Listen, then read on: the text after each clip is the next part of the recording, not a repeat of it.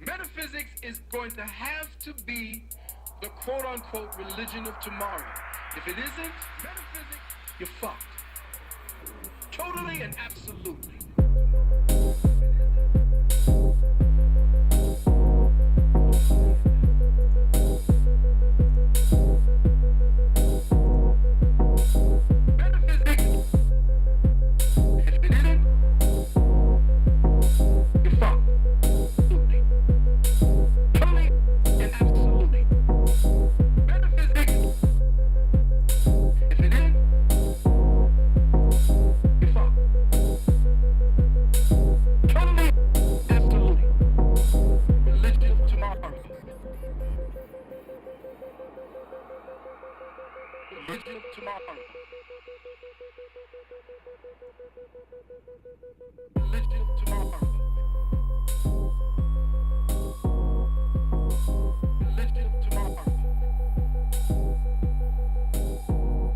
1 2 1 2.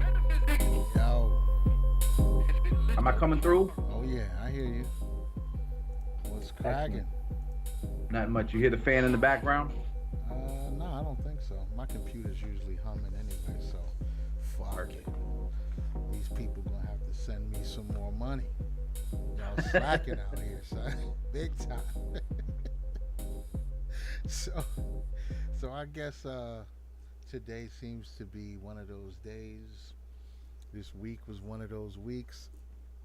A lot of very precarious, tumultuous situations have been unfolding. There's a lot of shit going on. So before we jump all the way into the fire, how was your week, brother? Um, it was good. I I have hemorrhoids, and they're incredibly painful. Damn. And it's it's convicted me in some sort of kind of nebulous faith that I'm still clinging to, in that it kind of gave me the allegory of just the apocalypse every morning. Like every night, I'd go to sleep and I'd wake up and I'd feel all right, and it was like a rebirth. Like I died, I woke up, I've been reborn, and I know the apocalypse is coming. The apocalypse is coming. And every time I felt like, oh man, I gotta take a shit, and you just know the pain, the blood, the pain, the suffering, it's coming. It's coming, and there's nothing you can do about it. And the hour no man knoweth. You don't know when it's coming. Because my eating habits changed because I wouldn't want to eat it. I haven't wanted to eat anything for like the last 3 weeks. I've lost like 20 pounds. Damn. Just because anything coming out is insufferable. So I ignored it for like 2.5 weeks, and finally I'm like, all right, let me look up to see what I need to do, because this shit I need to. So I'm taking like baths that they give to women after they give birth, like these sitz baths called sits. I don't know. It looks Yiddish. It just remind like this is just stolen legacy, weak constitution.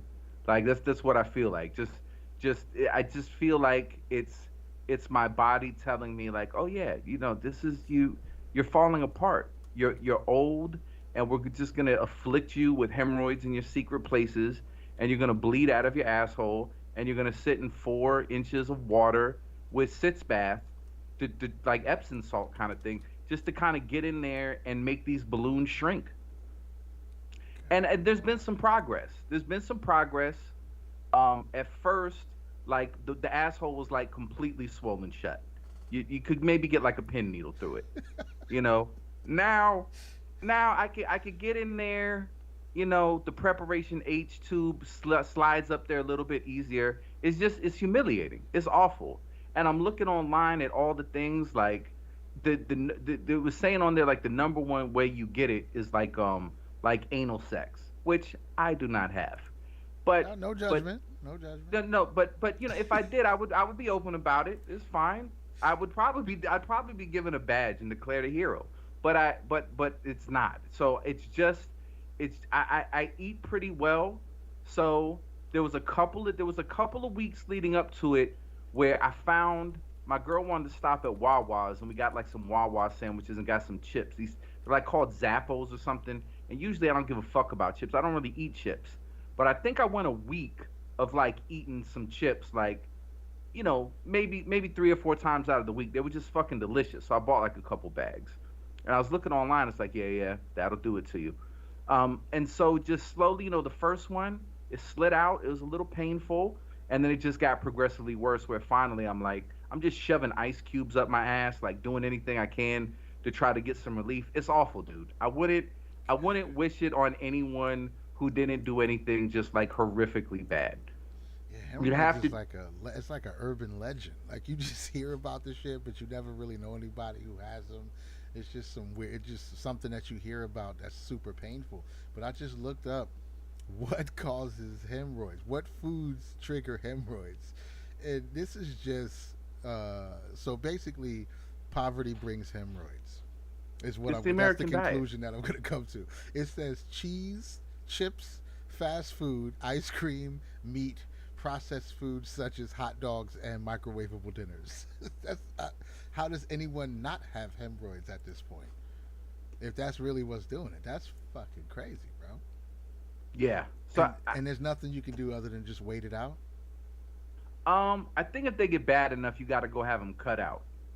So I gotta I got a doctor's appointment tomorrow, so we'll see.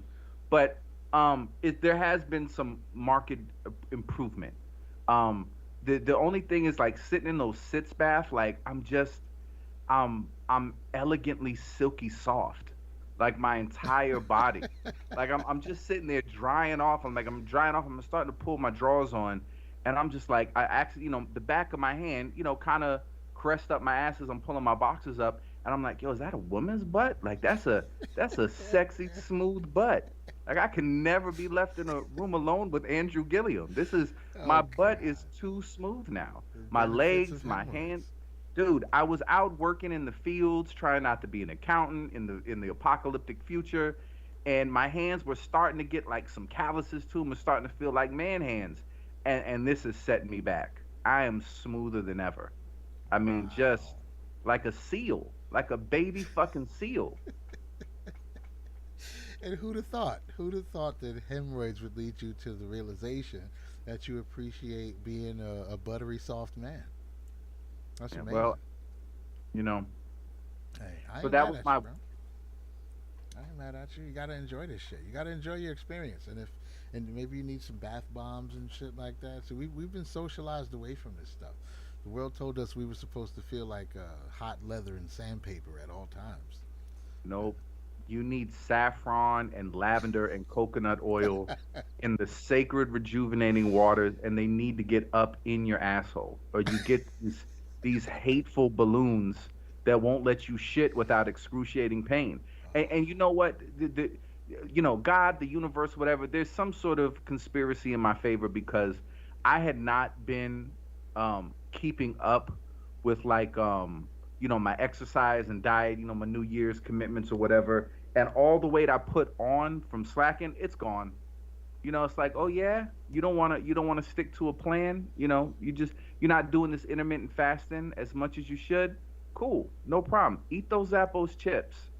You're gonna scream like a bitch the next time you shit, and you're not gonna want like I would eat every 3 days. Like I'd go 2 days without eating. I'd get really hungry. I'd nibble a little something, and then I'd just wait for the apocalypse. I'd go to sleep. I'd wake up, and I'm like, it's coming any minute. The Damn. end of the world, and then I'm just laying on my side with like witch hazel pads shoved up my ass to cool it down. I mean, it's like a burn. It's like you have a venereal disease in your asshole. It's That's no not fun, good. man. That's not good at all. It's There's not a good nothing good time. about that. Not a good time. No. Fuck, dude. So that puts everything in perspective. Like, who cares what's going on in the rest of the world when your ass is the portal to hell for a few days? That's fuck everything else. It seems like it would turn the volume down on a lot of things that aren't very important. But dude, when I started changing my habits and doing like eating all the things that like I eat some prunes, some apples, no meat, just like and dude, and it's like butter soft, butter soft, butter soft dookies, dude. Like just smooth transactions, like it greased the pan, whole. And I only really eat that organic whole wheat stuff when I'm like putting olive oil on it, and it's just and I'm like, oh, this is how humans are supposed to shit. They're supposed to Right. be these smooth pellets. It ain't supposed to be like, fuck, let me pinch this, let me squeeze my ass until you're not supposed to. It's not supposed to be any pushing. If you're pushing, you're doing it wrong. Mm. So let this be a lesson for everybody. Take care of your intestinal digestive health, and sit in some hot saffron, lavender, and sunflower seed salt baths for optimum rectal care. You don't want to do this. You don't want to be in my shoes, young man. Yeah, I feel like we've been lied to as men. We're missing out on some beautiful shit, and it took a pack of hemorrhoids to bring you to the realization. See, you see how something so painful and terrible could lead you to some this beautiful understanding about life. This seems to be what the simulation is best at. It shows you something terrible just to lead you to something beautiful. Th- Suffering is yeah. good for the soul. The photosynthesis of suffering. Again, the photosynthesis of suffering is I back don't at the know. forefront. Good I'm gonna get a lord. bass guitar off Amazon. I think I could play now. I'm gonna see if this experience has changed me. It gave you a little bit of extra soul, I feel extra like I funk. could do it. I feel like I could do it now. Wow. So I guess there's no avoiding the realization of what the hot topic is right now. Everybody in the world is witnessing the dumpster fire, the hate, the anger that comes along with overturning the Roe v. Wade verdict, which some people are very very happy about. So let's not leave out the people who are very happy that life is being protected, especially white life. I mean, according to one corner of Twitter, that this is about saving white lives. I'm not fully convinced that it's not, but I think a lot of people are going to benefit from it. A lot of people seem to be ecstatic that this is going down. And on the other hand, there's a lot of pissed off, really angry, really upset, fearful, like they're crying, they're saying, what's going to happen next, all of our rights. And I, I'm going to just say this. I'm going to start here. I'll start here. When I looked it up and I did a little bit of research that I did, a lot of the people involved in overturning this shit said that it was wrongfully done in the first place. And with some of the information that I looked at, I think that could be the truth. Because when you align this shit under the idea of privacy, that seems like shaky ground for something like saying that abortion is your absolute constitutional right. When it's aligned under privacy, I feel like that is it me or is that like very thin ice? My understanding of it is it was never. I heard that Ruth Bader Ginsburg herself was like, yeah, this is inevitability that it's going to be overturned. Right. Like that's the chatter, is that it was always a bad decision. It didn't really have a good argument, but there was judges on there that wanted to happen. Like if you look into the story of it too, like I think the lady that set it all off like admits that she was paid to like give this testimony so that this case could get to the Supreme Court.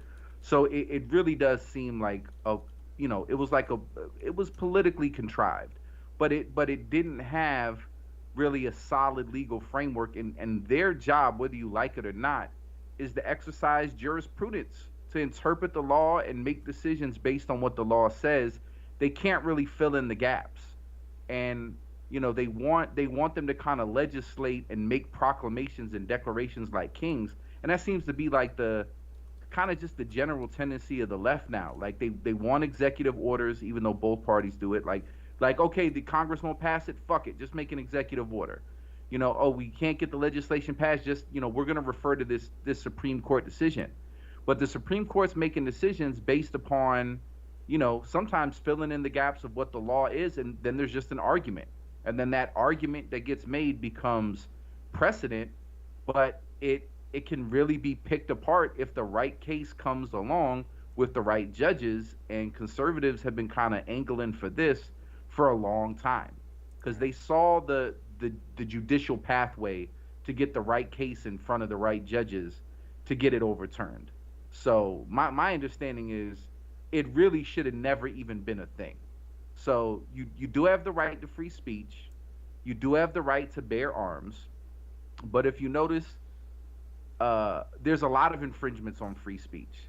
Yeah. There's a lot of infringements on your right to carry a gun and protect yourself. And illegal search and seizure. I mean, you have the right to not be illegally searched and seized, and stop and frisk is still a thing. So this notion that we have any rights is fucking stupid. It's just stupid. The government will violate your rights and give you a political or judicial justification anytime it can. But I just want this to once and for all just just shame everyone to shut the fuck up. You're all full of shit. Everyone is rife with hypocrisy.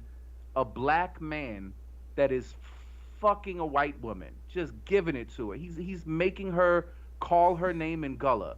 And he fucking laid down the law and said, "Look, you bitches need to stop giving all this free access to pussy. I'm locking it down. No, make better decisions. Make better decisions. Mm, You know, mm. and ball players, stop getting trapped. Stop getting trapped. Nobody's saying that. Nobody is aborting ball player babies. Oh no, never, Nobody's aborting rap star babies. never. These are traps. So it's like, no, we want the right. No, bitch, you want the right to kill the children of losers and to trap men with trap pregnancies if they've got millions of dollars in the bank.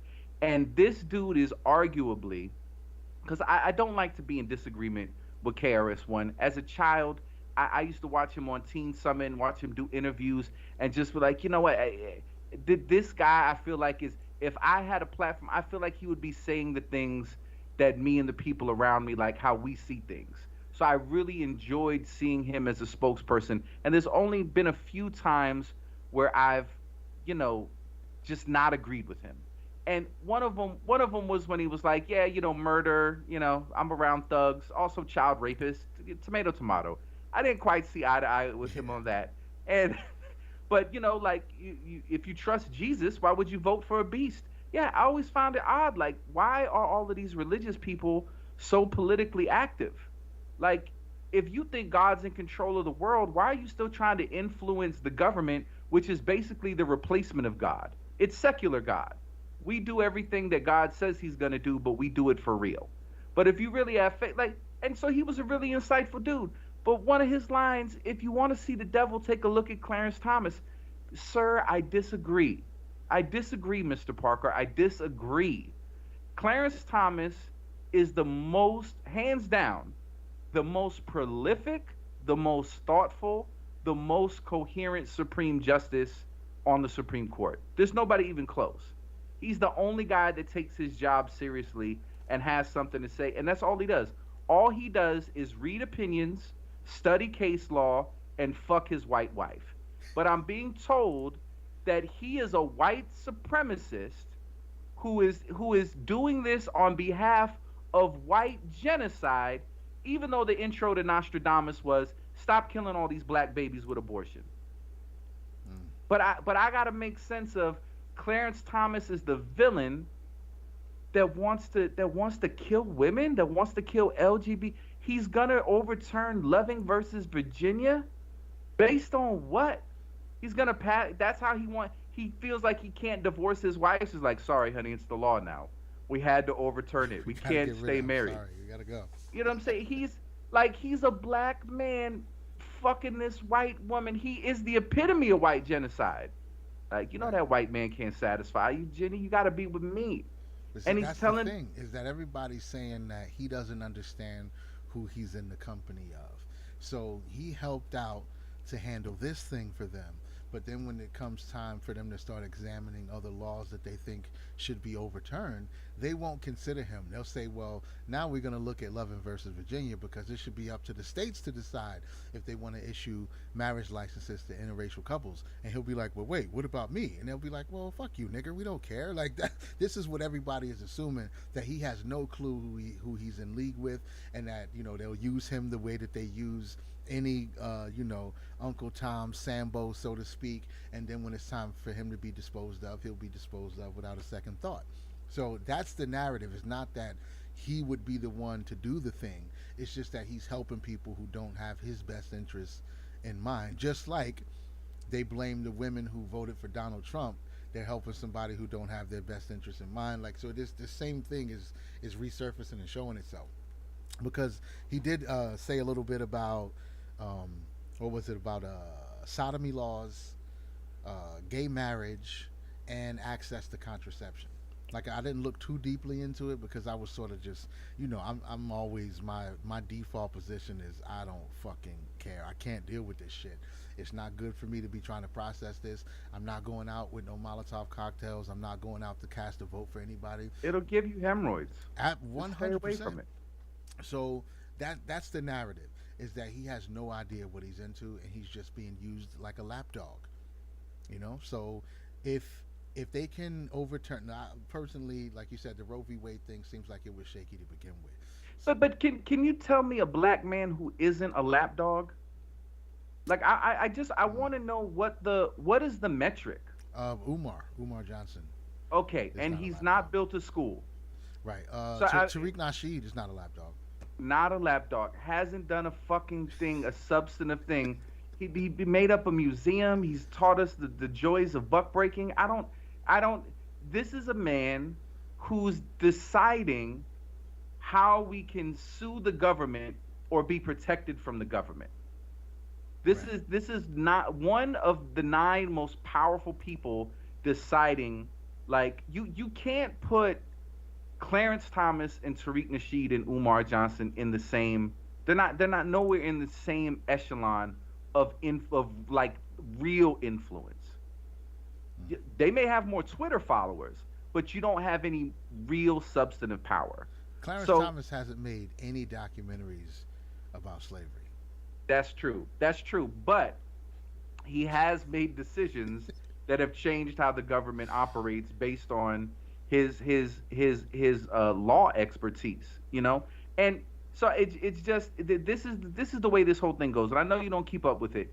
Any black man that does not agree with the far left platform is a lapdog, is a coon, is soft shoeing, is whatever your insult, your racial insult for black people. And I don't know how real these tweets are, like, because I'm not on Twitter, but yeah, I heard about the white life thing. I heard now we're coming for Ferguson, the Board of Education, Plessy versus Ferguson, whatever. Yeah. And I'm like, is that real? And by the same token, I'm seeing this other thing real. People are dropping N-bombs on Clarence Thomas, white people on Twitter. That's because is that real? Yes, but to their defense, there is a white trans woman who gave them permission to do so. Okay, if you are not a racist, if you're truly not a racist, isn't there just no black person that would qualify for that word? No, well, according to this white trans woman, who I don't think we're allowed to question the validity of her charge. Fair enough. I'll honor that. She said, "I give you all permission to use the N-word concerning Clarence Thomas because of everything, because of the clear reasons. Do we even need to go into why you're allowed to call this man a nigger? I mean, of course you are. And who better to give the world permission to call a black man a nigger than a trans woman, a white trans woman, a white trans woman, which is actually biologically a white man. I don't know how to. I mean, how is the game this easy to play at this? Like, and I just want to be clear. Like, I see these people at these protests. That shit is not hip hop. I love you. I really love you as on a human level, but you're all mentally ill. You're not connected to the reality with you've been worked up into a frenzy by nonstop propaganda, and you're literally out of your mind. You cannot have. There was that dude Drew Hernandez. He was out there in D.C. trying to interview these people. They are out of their mind. Yeah. They're out of their mind about this, and make no mistake, you can still kill as many black babies as you want. Elon Musk said, look, if you want to get rid of that little riglet, I'll send you over. I'll send you over to California. You can kill it and fly back to the Tesla plant by Monday morning. He said it. Also, Disney said that they, Disney, yeah, Jeff Bezos. yeah, So you can still murder all of the black children in the womb that you want. Nothing has changed.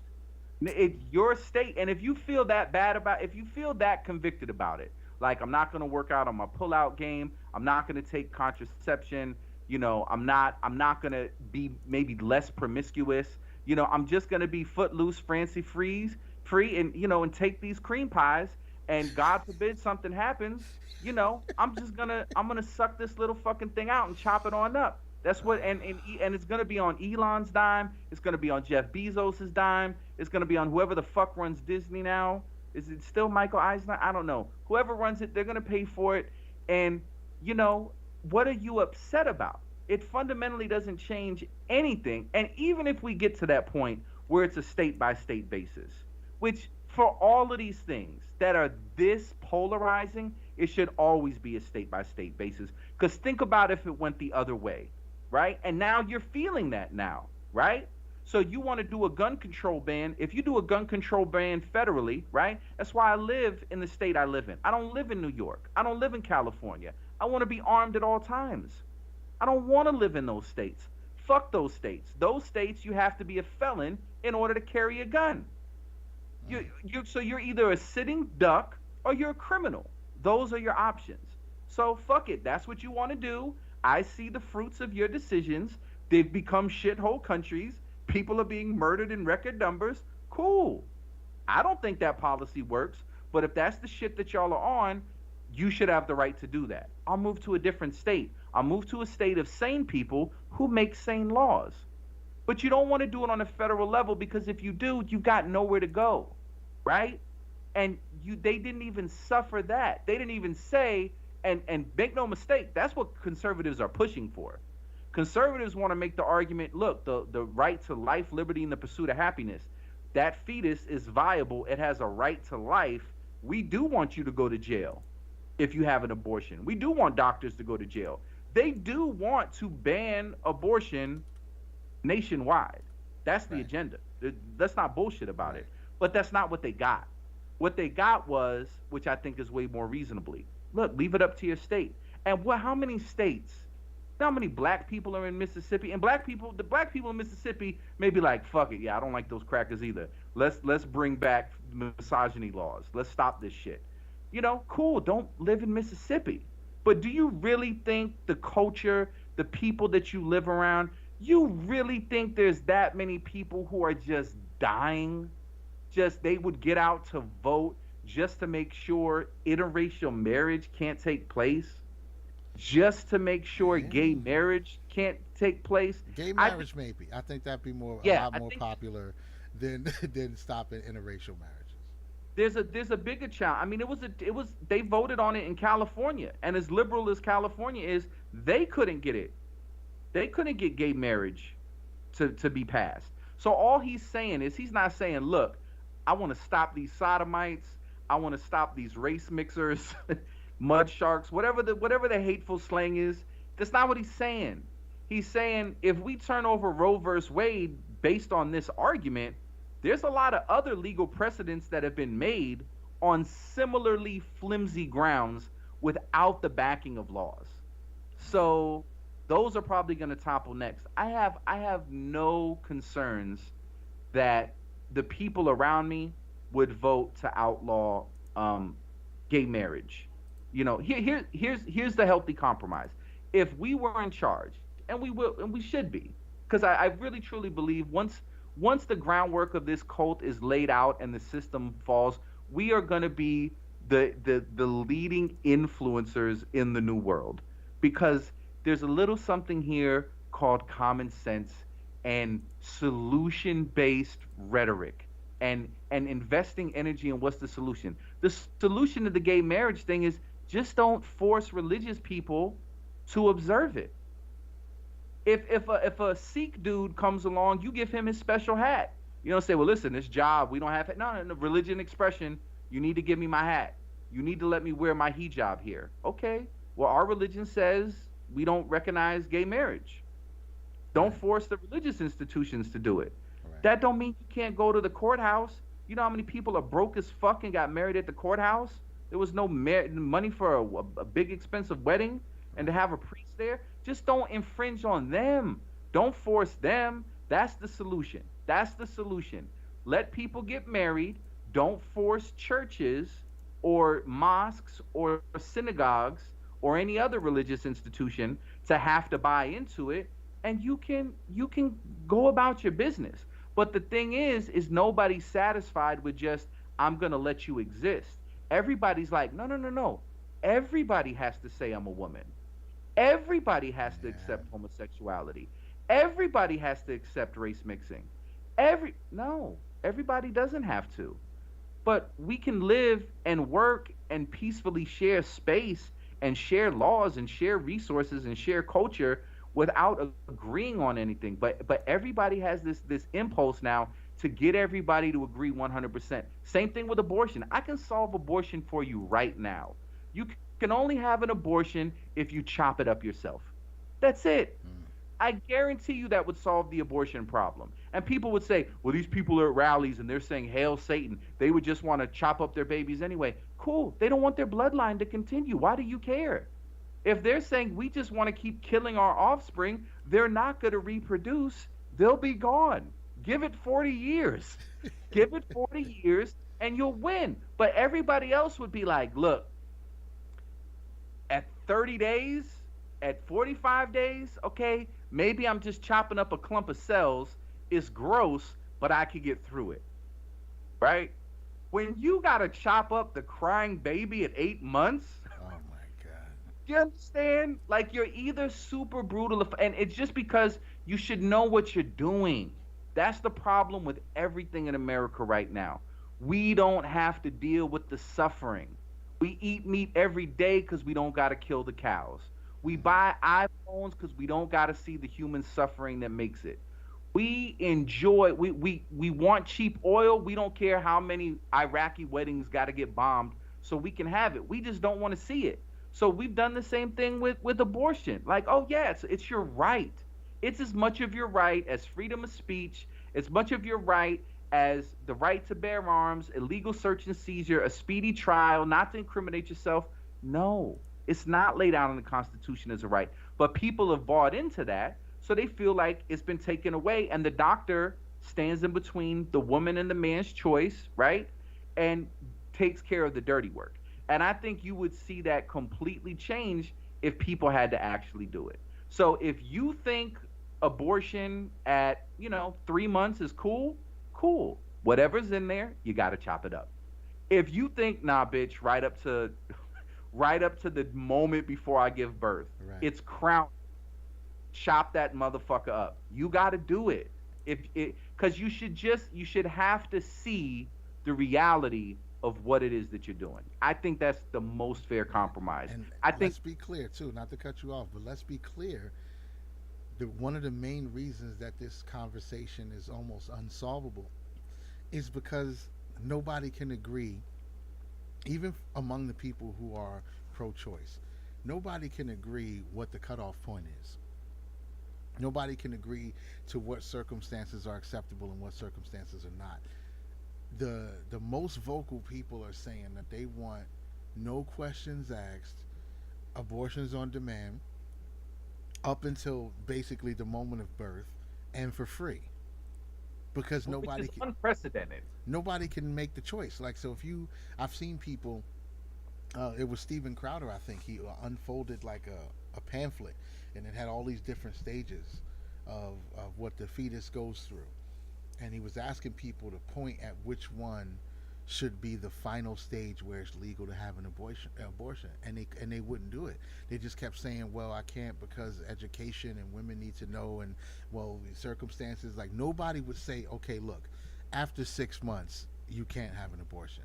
Nobody wants to, and I gotta say, I kind of feel this way too to some degree, because of how we've been socialized, because of what we know women have gone through, and not only just in this country but all over the world. We know historically what they've gone through. It's very difficult to draw a line in the sand and say, okay, lady, this is where I'm gonna allow you to have abortions, and this is where I'm going to say, nope, you got to keep it or you got to put it up for adoption, but you can't kill it anymore. It's like you just don't want to be the person to tell that or make that decision for somebody when you know personally you would never have to make that decision. You don't know what it's like. You don't know what the situation. So it's super difficult. But amongst the people who do want abortion to be legal, they can't even decide for themselves when is it okay, when is it not okay. There are real people out here who are moving through the world saying that a baby inside a woman's body is a parasite. No matter what she did to get it there, no matter what, and we're not going to do the whole rape and incest thing because that is such a minuscule percentage of the number of people who are seeking abortions for that reason. The overwhelming majority is irresponsible sexual behavior. That's just the bottom line. There's no other way around it. There's no other way to look at it. You want to have raw sex with people who you're not sure want a family, or you don't want a family, or you don't think this person is worthy of being the father of your child, but you're having raw sex with them. Like, so where does the control, when you say you want to take back the power and take back control of your body, why doesn't either having protected sex or no sex, why is that not seen as taking control of your body? Why is that not seen as a power play? Because personally, I think right now, one of the most powerful plays that women have at their disposal right now is to just stop having sex. You got every reason to do it. You've been complaining about men's penis sizes and sexual ability, and they only last 2 minutes, and they can't find the clitoris. Like, you got all the toys, you got the rose, you got vibrators that do backflips inside you. You got everything that you need to take your vagina off the table right now, which would be the biggest power play. You say you don't want men making decisions about your body. You don't want men controlling your body. Men are already controlling your body. They're having raw sex with you and getting you pregnant against your will. So they're already controlling your body. The only power play that you have here, really, is clearly not in the courts. It's clearly not in the vote. The power play that you have here is to take your vagina off the table. Is that right? Even is that crazy? Is that patriarchy? Is that oppression that I'm talking? Or no. Listen, and they live in a time where you can do that. Right. Let's not forget, the majority of human history, women did not have that choice. Right. Nah, I'm just not gonna fuck the king. I'm gonna tell him no. Yeah. I'm gonna tell the barbarian no. Right. No. So we've come so far as a civilization that, yeah, you have the ability to do that. But what happens is, and this is a big part of the game that's being played right now too, is I tell you something about history that makes you feel shitty. Like, yo, you know what used to happen to women? Women weren't allowed to do shit. They were basically just, brood mares for the state, make some new soldiers, make some new workers.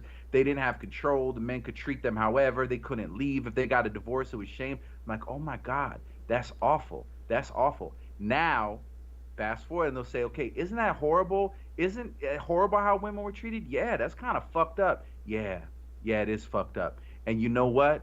When you tell a woman that she can't kill a baby that's been out of her pussy for 10 minutes at 9 months old, you're just as oppressive as those people. Right. It's like the same thing. You remember all that horrible shit that happened to black people? All the shit, if you run away, I'm going to burn an R in your face. I'm going to cut your fucking balls off and castrate you, cut a foot off. It's just going to be horrible. Remember all that shit, just sneaking into the slave quarters and, having your way with the slave women. And that's how oppressive and horrible that, oh my God, that's so horrible. You know what now? If you think Jacob Blake shouldn't have been shot, you're just like those slave masters. It's like, wait a minute. Don't emotionally manipulate me by taking me to a horrible place and get me to agree with you and then conflate it with some shit now. Women are not in that position now. This ain't the fucking Handmaid's Tale. Elon will fly you to California to suck this shit out of your pussy, but be sincere and honest to say that, yes, this is not okay. This is what really did it. I'm gonna give it this and go back and look at everything, and I promise you, this is what did it and got people so fired up. there was, and you could go back and look at footage, even in the debate between Hillary Clinton and Donald Trump, when Donald Trump was like, no, I'm appointing judges, we're overturning Roe versus Wade, bitch, is what we're doing. And she was like, no, this is a horrible decision between a woman and her doctor, and nobody does it with joy and nobody celebrates it. Like there's this real sober, intelligent, like somber kind of mood to the discussion. Like, look, nobody wants to fucking get an abortion, but there's fucked up circumstances, okay? And that's always kind of been what's made most of us pro-choice. Because we are like, yeah, I'm not a woman. It could ruin her life. This dude's a piece of shit. They're not going to have a good family. The kid's going to be raised up in fucked up circumstances. It's not fucking like the governor in Virginia, like we make the baby comfortable. It's not already outside of the womb and they're making decisions to kill it. Like they caught it within 2 months, and they're making a decision. If you believe there's a God or some sort of divine shit, well, maybe he didn't plug a soul in it yet. Who knows? I don't know. I don't know how all the sperm and egg shit goes. But you don't want to overstep that boundary because you want to think, yeah, if your own father got you pregnant, you know what I'm saying? Yeah, incest or rape, a woman has to breastfeed her rapist's baby. Like there's some fucked up scenarios they throw at you, but like you said, you look at the numbers like, nope, it's just bitches being irresponsible with their pussies. That's what 99% of it is. And then like 1/100th of a percent is like, rape and incest. And maybe like 20 to 30% like there's something severely wrong with the baby. The rest is just bitches on boats and fucking dudes in Dubai. So, in that somber conversation, I think it won a lot of us over to be like, yeah, I don't want to judge. I wouldn't want to impose. I'll never know what it's like to go through that. So I do want to err on the side of compassion and woman's autonomy. And then I don't know when it happened, but then it just started to be like, yo, I can't wait to kill this fucking baby. And like you go online and there's TikToks, like people, yo, I've killed me and my dude. We get pregnant on purpose just so we can go get an abortion. We love that shit. Like I've had over 50 like abortion celebrations. Like there's people online like making these like ridiculous, like Michelle Wolf did a comedy special. One of her, I don't know if it was on her special, I didn't watch it, but I saw a clip where she's like, yeah, let's raise our hand if we had an abortion. Like this isn't safe, legal, and rare. You know what I'm saying? This is like a celebration of it. That's a totally different tone than there was some fucked up circumstances that happened. Let's empathize with this woman who may be in a fucked up position for decades to come because she doesn't have any control over her situation, that a man could control her with pregnancy. Like, that's kind of fucked up, but it's not what it is. Like, that's not a celebration talk. You know what I'm saying? And once they transitioned it from a somber conversation to like this celebratory kind of tenor about the whole thing, they lost the majority of the country. Yeah. Like, there's a very small percentage of people that are upset about this shit because, like I said, at the end of the day, it doesn't outlaw it federally. It's just based on your state. Missouri already passed some shit. Get the fuck out of Missouri if you want to kill your kid. That's it. It's not. This isn't the end of the world. You know. Yeah, so it shouldn't be, but it does. It's definitely triggering a lot of people who seem to be skipping every step that leads to becoming pregnant by somebody you don't want to be pregnant by.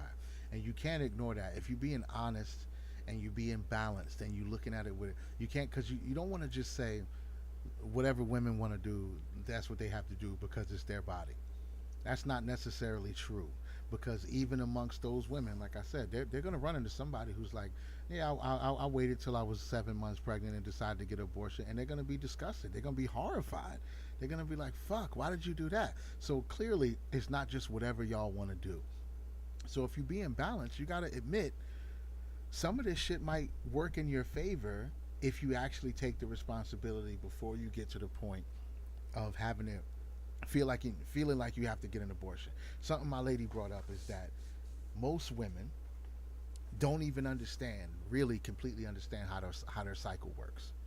And I still, of course, don't fully understand it, but the little bit of research that I did, is women are only fertile for a few days a year, a month.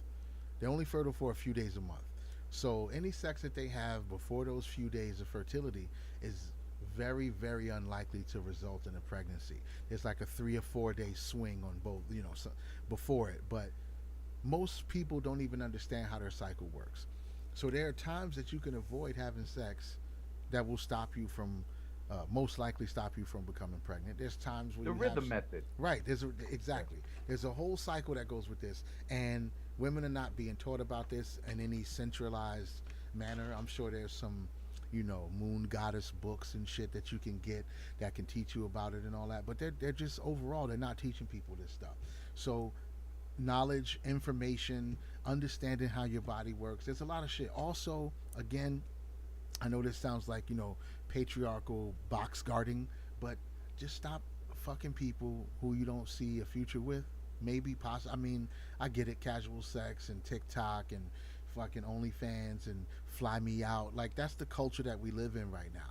People are giving themselves away with no remorse, no connection, no nothing. And you're allowed to, but also when it comes to responsibility, just like they say, when a woman wants to keep a baby and a man doesn't want it, he has to step up and take responsibility because you had sex, you laid down, it takes two to tango. All that language that they use when they're talking about men who don't want to pay child support, use the same language with women who think their only option Absolutely. is to just get an abortion. Like forcing women to have children is human crimes against humanity. I'm like, I don't think anyone is forcing you to have children. That's the shit that y'all are.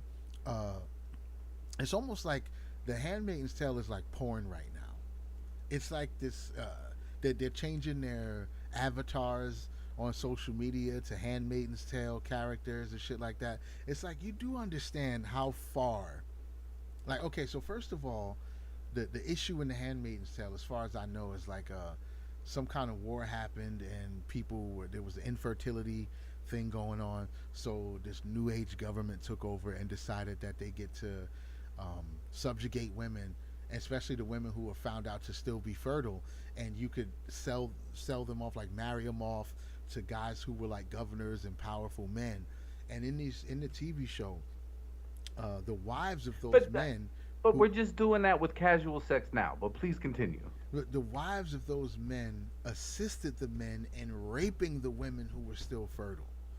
So Handmaid's Tale is not just like, oh, women are oppressed. Like they felt like they had no other choice to continue humanity. We have to start raping the fertile women. We can't leave it up to them to decide who they want to have sex with and who they're going to give a baby to. Clearly, you should be mine. So we're going to bring her here, and my wife's going to help me rape you. So it's a super extreme scenario, first of all. And the thing that they're clinging on to is the fact that we're not allowed to have abortions. And that's, to you, the slippery slope into the Handmaid's Tale. Like, you could at any time you want, at least right now, you could at any time you want decide to just stop having sex with dudes. Y'all can have sex with each other. You can have all this, but just stop having sex with dudes and then see what the next play is, right? See what the next move is, because some people are saying or suggesting that a lot of this Roe v. Wade shit has to do with the birth rates being so low and people being fearful about their extinction and the replacement rate and all of this kind of stuff. White genocide. We don't have to say people. We can be specific. Yeah, listen.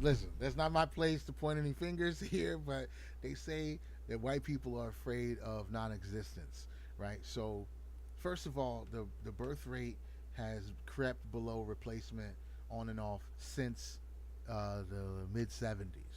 Okay. Second of all, it took the hardest dip and stayed below the replacement rate in 2008. Now, I don't want to draw any correlations between what was happening in 2008 and why the birth replacement rate went down and hasn't been up since. I don't know. I can't say. It's all speculation. But it's been like that for a while. So if you think the first step to creating more people who you hope in the future will vote the same way that you vote, because it's a gamble. You got to say, a sweeping thing where they say no more abortions or it's not protected anymore, that's not necessarily going to get you to a place where in 18 years there's a whole bunch of new babies and you saved their life and they equate that to you and your political party and now they're going to vote Republican. That's a big gap. A lot of people are going to be having babies. A lot of people are going to be teaching them all kinds of shit. This may completely backfire on you. But if the birth rate is what's informing their ideas about banning abortion, what do you think would be the equal and opposite reaction if women decide to stop having sex? Do we implement the Handmaid's Tale for real and just make rape legal? Like, what do you think would happen if you took the initiative and responsibility on yourselves, agreed as women, since we have these tribal collections of people who seem to all just be on the same page. You know, all gay people think the same, all white people think the same, and all women should agree. So why just tell women to stop having sex? What do you think would happen? I think you're giving people way too much credit.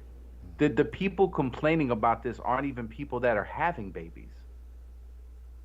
They're not having babies. They're trying to say that this is a LGBTQ issue.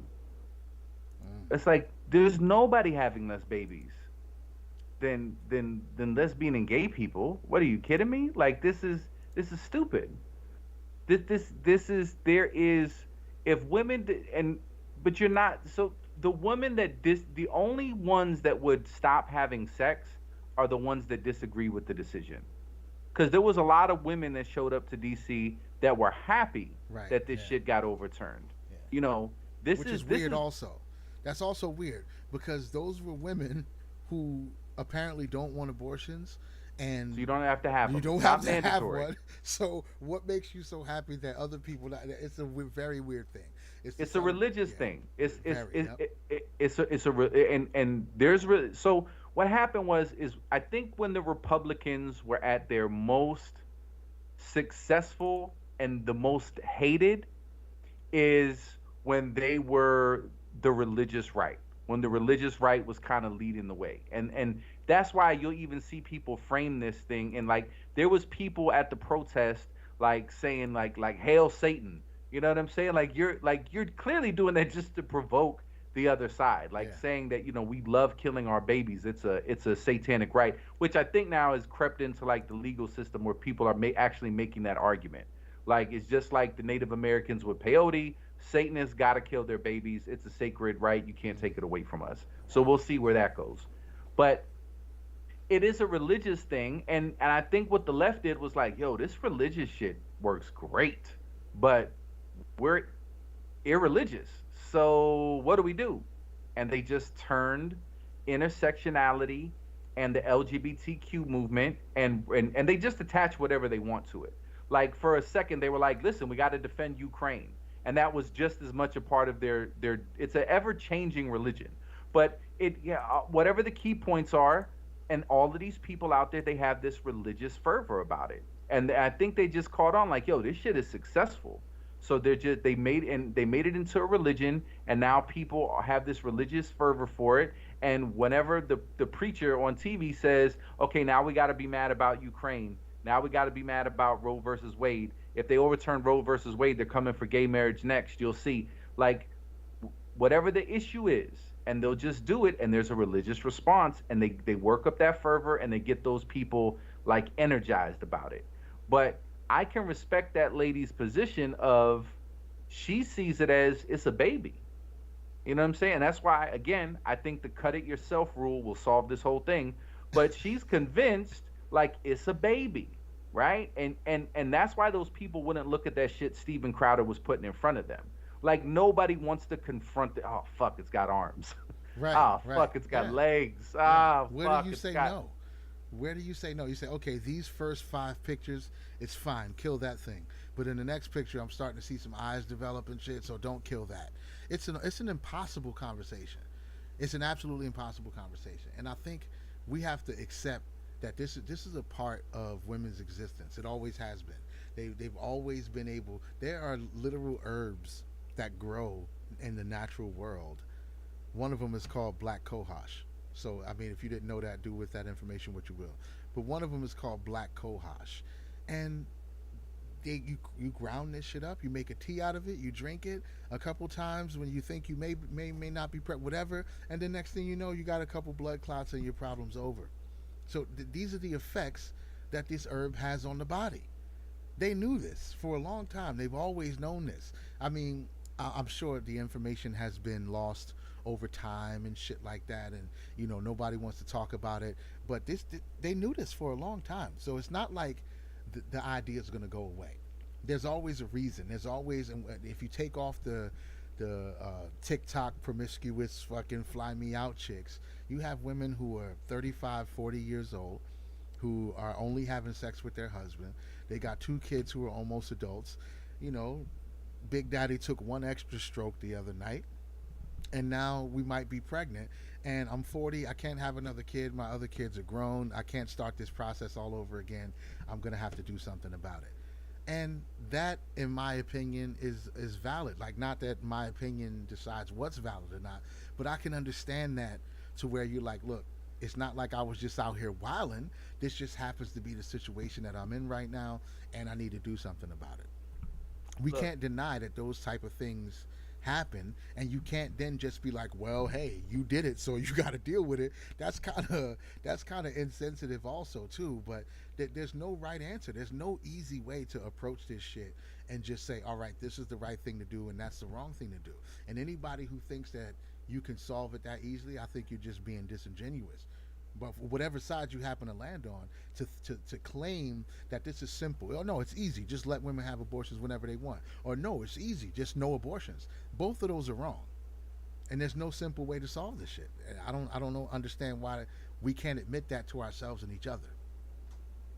because we don't want to really connect or understand each other at all. That's Facts. not the animus behind Right. all of this shit that's going on.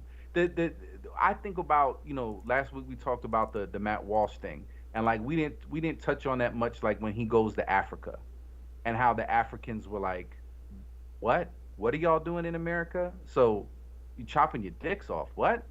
Like, I feel like you would have that same kind of disconnect explaining, like, to other cultures around the world that no, no, no, sometimes we just don't want babies. What? So really, like, the purpose of existence to procreate, to create family and the next generation, you want nothing. Like, do you know how this humaning thing works? Like, do you know how humans work and how we're on? So it's such an unnatural thing. Like, all of our problems are unnatural. Like, we don't know how to make the people happy that want to cut their dicks off and those that don't want to cut their dicks off. And you go and you explain that to people who aren't caught up in all the Babylonian Nosferatuism, and it's shocking. Like, what the fuck is going on with you guys? What like, you've come into such a fake world. You've made such a fake existence for yourself that you literally have no connection to any natural process. You're not natural anymore, and you're getting further and further away from anything that can be considered a natural human being. You don't have natural accommodations. You don't eat natural food. You don't procreate in a natural way. You don't, nothing about it is natural. That's why that Nation of Islam shit that, white people are, like, just a creation. Like, you kind of look at it and you're like, yeah, I mean, Gavin McGinnis would say, well, that's the evidence of the Western world. And it's not just all white, it happens to be in Europe, but yeah, Western world, like, all these witty inventions, like we can microwave shit, we can radiate our food faster, so we're better. But nobody's happy. We can't agree when we should kill children or cut their penises off. Like, these are the problems that are tearing the most satisfied, most privileged, fucking massive human beings that have ever been on the planet. The rest of the planet is trying to figure out, how'd y'all get all that food? How did y'all get all that running water? How did y'all get all that? How did you do that? How do you have all that? You can go and select 18 different flavors from one. How do you have everything? You have everything, and you just won't be happy with it. Like, fuck it. Let's be angry about some shit. Let's find something to put a wedge in us, to have us at each other's throats. That's really, if you stop to think about it, it's a fucking ridiculous thing to even be talking about. It It's is. ridiculous. It's It's facts. ridiculous. Listen, I don't know any other like in any other natural civilization that has some sort of connection with the earth and with nature and with these natural rhythms and processes. I would be shocked if you were to show me one where it's like, yo, how are we gonna kill all these kids? We got too many fucking kids. We don't want all these babies. There was a woman in Uganda that just had like her 38th kid. She Gosh. 38 kids. She had something. She's just like a or something over ovulation. Like she's an ovulation just powerhouse. You know what I'm saying? Like that's nature. Nature is telling you, no, no, no. We want to have as many of these things as possible. We need these things. We need more of us. That's how this humaning thing works. And we're so much in the Babylonian Nosferatu fake metaverse shit with fake food and fake information and fake lives, fake existences, completely detached from the earth. Like this is the kind of shit that we're doing. And Like we have to figure out when is it okay for us to kill our offspring. and I That's gotta our crisis. I gotta go out on a limb here and say Uganda's economic situation is probably worse than America's. And this person has 30 something children, right? So in America, we in the most privileged country probably on the planet, with the most privileged group of people who've ever existed on the planet, say I should kill it because of I don't want to be broke. resources, time management, convenience, all these other. I mean, these. I mean, and when you're in it, it's real. I'm not trying to make fun of people. It's just that you got to zoom out and look at this shit sometimes. But when you're in it, it's real. Like there's also, the cost of living and everything here versus the money that you're gonna make by doing jobs. So there's a real economic uh, perspective that you can put on this, where people understand the stress that they're gonna be under, right? But they're not thinking about this at the time that they're having the raw sex. That never comes into play. For some reason, raw sex is completely detached from the stress and responsibility and financial, pitfalls that you're gonna come up against when you're having children that you can't really afford. None of that takes place. Sex is still the most accessible form of escapism that we have, other than like Netflix and shit like that. But sex is like, if you tell people that they shouldn't have sex if they're not ready to have children and families, that's basically going to get extrapolated down to sex is only for the the affluent. Only affluent people can have raw sex. If you're poor, you shouldn't be even thinking about having raw sex because it's going to get you a child. It's going to fuck you over for another whole generation, which is fair enough, fair enough. But when you're removing these things from people, they're going to say it's white supremacy. You're saying that we can only you can do this safely, and also the rich people are going to be able to do whatever they have to do if they decide that they don't want to have a child for whatever reason.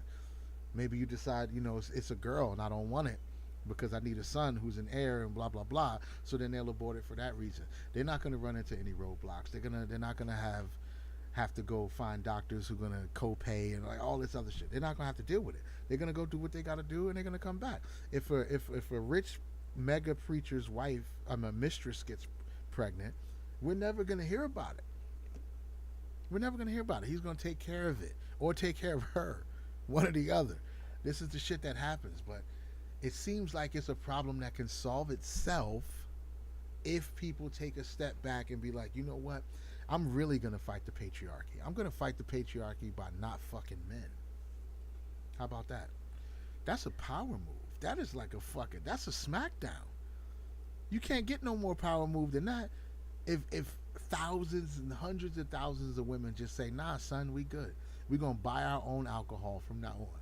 We're not going out to the club with no money waiting for some guy to get us drunk and bang us for 10 seconds in the back of a car. That's not good enough for us anymore. We're just not going to have sex with y'all. Does that not flip the whole table over? That changes the entire game. It's like the Lysistrata thing, when women decided to not have sex because they were protesting war. And supposedly the men were like, damn, I can't take this no more. Nobody's banging. I guess we got to do what they say do. It's a power play, and you can also figure out where you really stand on this massive chessboard that we all have to exist on. We all got to figure out the best way to use the cards that we were dealt. You were dealt a vagina, and that's one of the highest cards in the entire deck. And if you can't use it properly to empower yourself and change the way that things are going for you and your daughters and your friends and shit like that, just with that one thing, you might win the entire game. That might get you a female president elected. Launch a war, stop a war, because there's no point. If our women aren't fucking us, what are we coming home to? What are we over here fighting for? Well, There's no, no it wouldn't point to count fight. if you like your woman wouldn't stop fucking you. My woman wouldn't stop fucking me. We've already taken like. Oh we're no, good. no, no. But I mean about like your thing with the, I forget what you referenced in history, where the women weren't fucking the yeah. men as a protest to the war. Like, yeah, you could stop a war real quick like that. I agree with you. I just think all of this shit is distractions. The way that I make sense of the world is there's only really two polarities.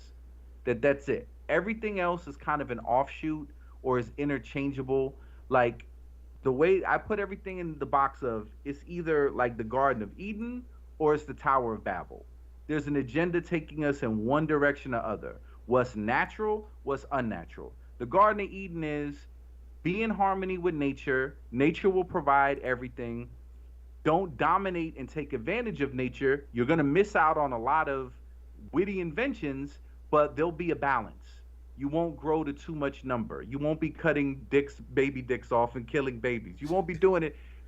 Nature's there's gonna be a tiger's gonna grab some of the kids. It's gonna suck. There's gonna be challenges. But if you stay in this balance, you're not gonna be able to do a lot of this other shit that you can do. But it's accepting your humanity and your place in nature.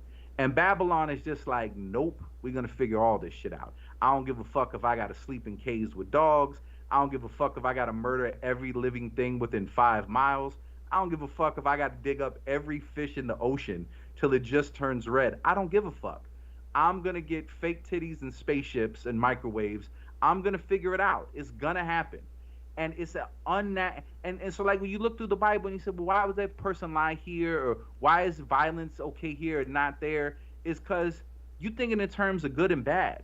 The shit really ain't good or bad. Right. The shit is, are we gonna be humans, or are we on the technology train to be whatever fucking ungodly abomination amalgamation of all of our worst shit? Like in the future, and you see us, like, you can't stop it. Like Elon Musk is on this, I want to do this Neuralink shit, but I want to make sure, people can't overrun it. It's like, dude, when you're dead, you don't think evil people are going to be like, we're in people's brains now. Right. And the thing is, who's smart but not going to take advantage of that? Who's going to get the knowledge and not share it with everybody for profit? Right? So you can't stop this machine. Like whatever this, you could call it satanic, you could call it the end of the world, whatever. But really, it's just this human impulse that we celebrate and accept as really being humanity. Like we'll say our civilization is civilized. Africa is not civilized, right? These other cultures, it's not civilized. You're not civilized until you have roads, until you can fly, until you can get over the planet, until you're eating food made in laboratories. You're not really, until you can kill people efficiently. You know what I'm saying? Like, we didn't respect Africa till they got guns. Like, well, oh, you're killing each other with guns now. Okay. All right. Welcome to the modern world. Right. You've been chopping each other up for far too long. Welcome to modernity. It's like, wait a minute. So you're saying that this is progress, this is more sophistication. Why? Because we're closer together, we're less psychotic, we're less dysfunctional. We have a civilization where compassion is currency. We've achieved all these things. Oh, no. We can just know everything that's going on every second of the day. And we got all this luxurious shit, and we can fuck all we want and suck the baby out if we don't like the outcome. This is the shit. Look at all the shit we can do. And look, if you can't get pussy, you can beam a girl being exploited and taken advantage of because of her history, and you can partake in her trauma because we're going to beam that satellite signal right down into your device. You got it. It's right there. Isn't this awesome? We're civilized and sophisticated. These tribal people, these commoners, ugh, who wants that? Who want and that's really what it is. And I feel like if you really take a bird's eye view and you're a thoughtful person, you at some point you got to say, and I don't want to make it a black or white thing, right? I don't, because I think it's bigger than that. But there is something about what we see as like the modern world and what people brag about. Like, how do we know this shit isn't evil? How do we know this shit, just because it's more convenient, is it really better? Are civilizations that aren't taking place, like maybe this shit is just unnatural. Maybe this shit is just some Babylonian Nosferatu shit, and it's like, as bad as this is for the human soul, as bad as this is for the human family, we don't give a fuck. We got to get this shit up to God level. We don't give a fuck.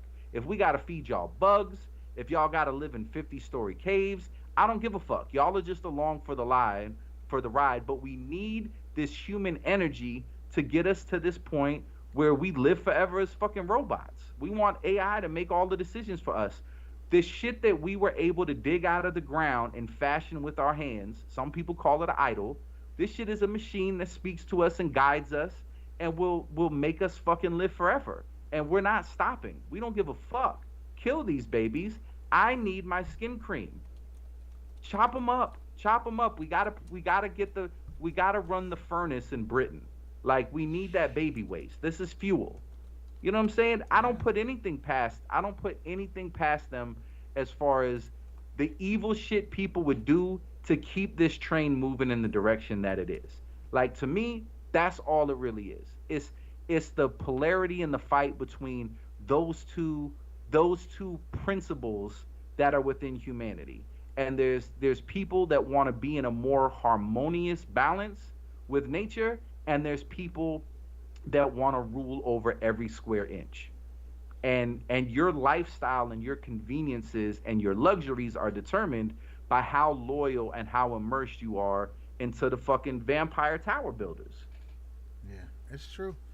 It's true. The things that something that I learned, like it's come to me before, but it's been solidified with my last journey into the cosmos on the summer solstice, is that a lot of these things that we want to be far apart at opposite ends of the spectrum, they are intrinsically connected. They're not separate from each other.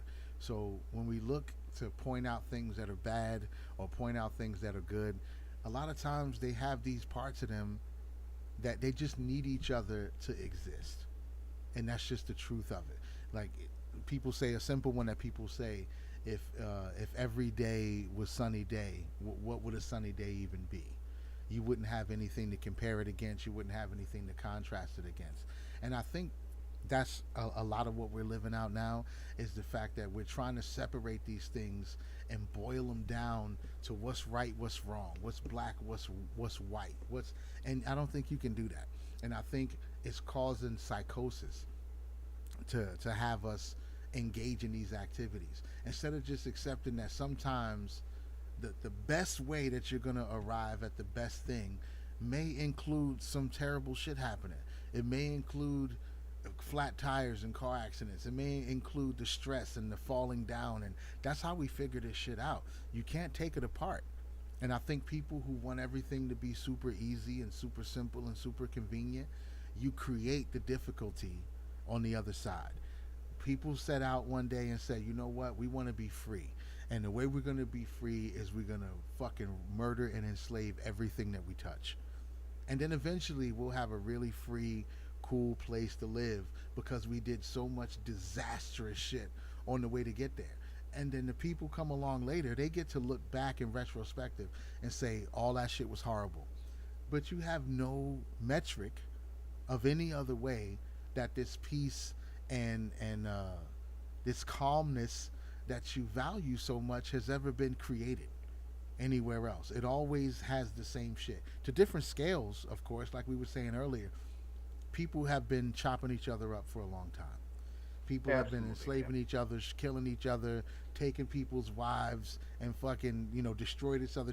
That's been the order of business on this planet forever, pretty much. As far as I don't know of any society that lived in absolute peace with itself. Not even counting outside forces coming in to fuck it all up. I don't know of any society that existed in a utopia. It doesn't work because somebody has to suffer in that shit for them to create it. So what I'm doing is I'm trying to avoid as much of it as I possibly can because I understand that you may think that you're pulling a lever to stop something bad from happening, but you could actually be fucking yourself from from a good outcome 2 or 3 steps down the line. Who knows if it's good or bad? I know that's the old Chinese proverb of the guy we talked about it before. His son he finds some random horses, and his neighbor goes, "Oh, that's awesome! You found a bunch of horses." And he goes, "Who knows if it's good or bad?" And then his son's riding the horse, he falls off and breaks his leg, and he's like, "Oh, damn, that's fucked up. Those horses, now your son's got a broken leg. Who knows if it's good or bad?" Oh, and now the emperor comes and he wants every able-bodied male to go to war. Well, my son's got a broken leg, and it's like shit flip-flops back and forth like that. In reality, that's really what happens out here. So when you try to make these hard cut decisions, a lot of times you're fucking yourself over. The stress is killing everybody. It's destroying people, but it's so addictive though. It's like if you sit back and just don't pay it any attention, you feel like you're missing something. The people are gonna try to make you feel like you don't care because you're not trying to insert yourself into something that you can't control. Literally, that you can't control. There's nothing you can do about it, but you should still be angry. You should still be vocal. It's not doing anything but destroying you. And I mean in real life destroying you, not like hypothetically. Not no, it really does destroy the way your body replicates DNA down to that level. So something else that came across the desktop recently. Now, I had known about this for a little while, but then this new thing just added a new piece to it. So there's something attached to the end of your DNA called telomeres.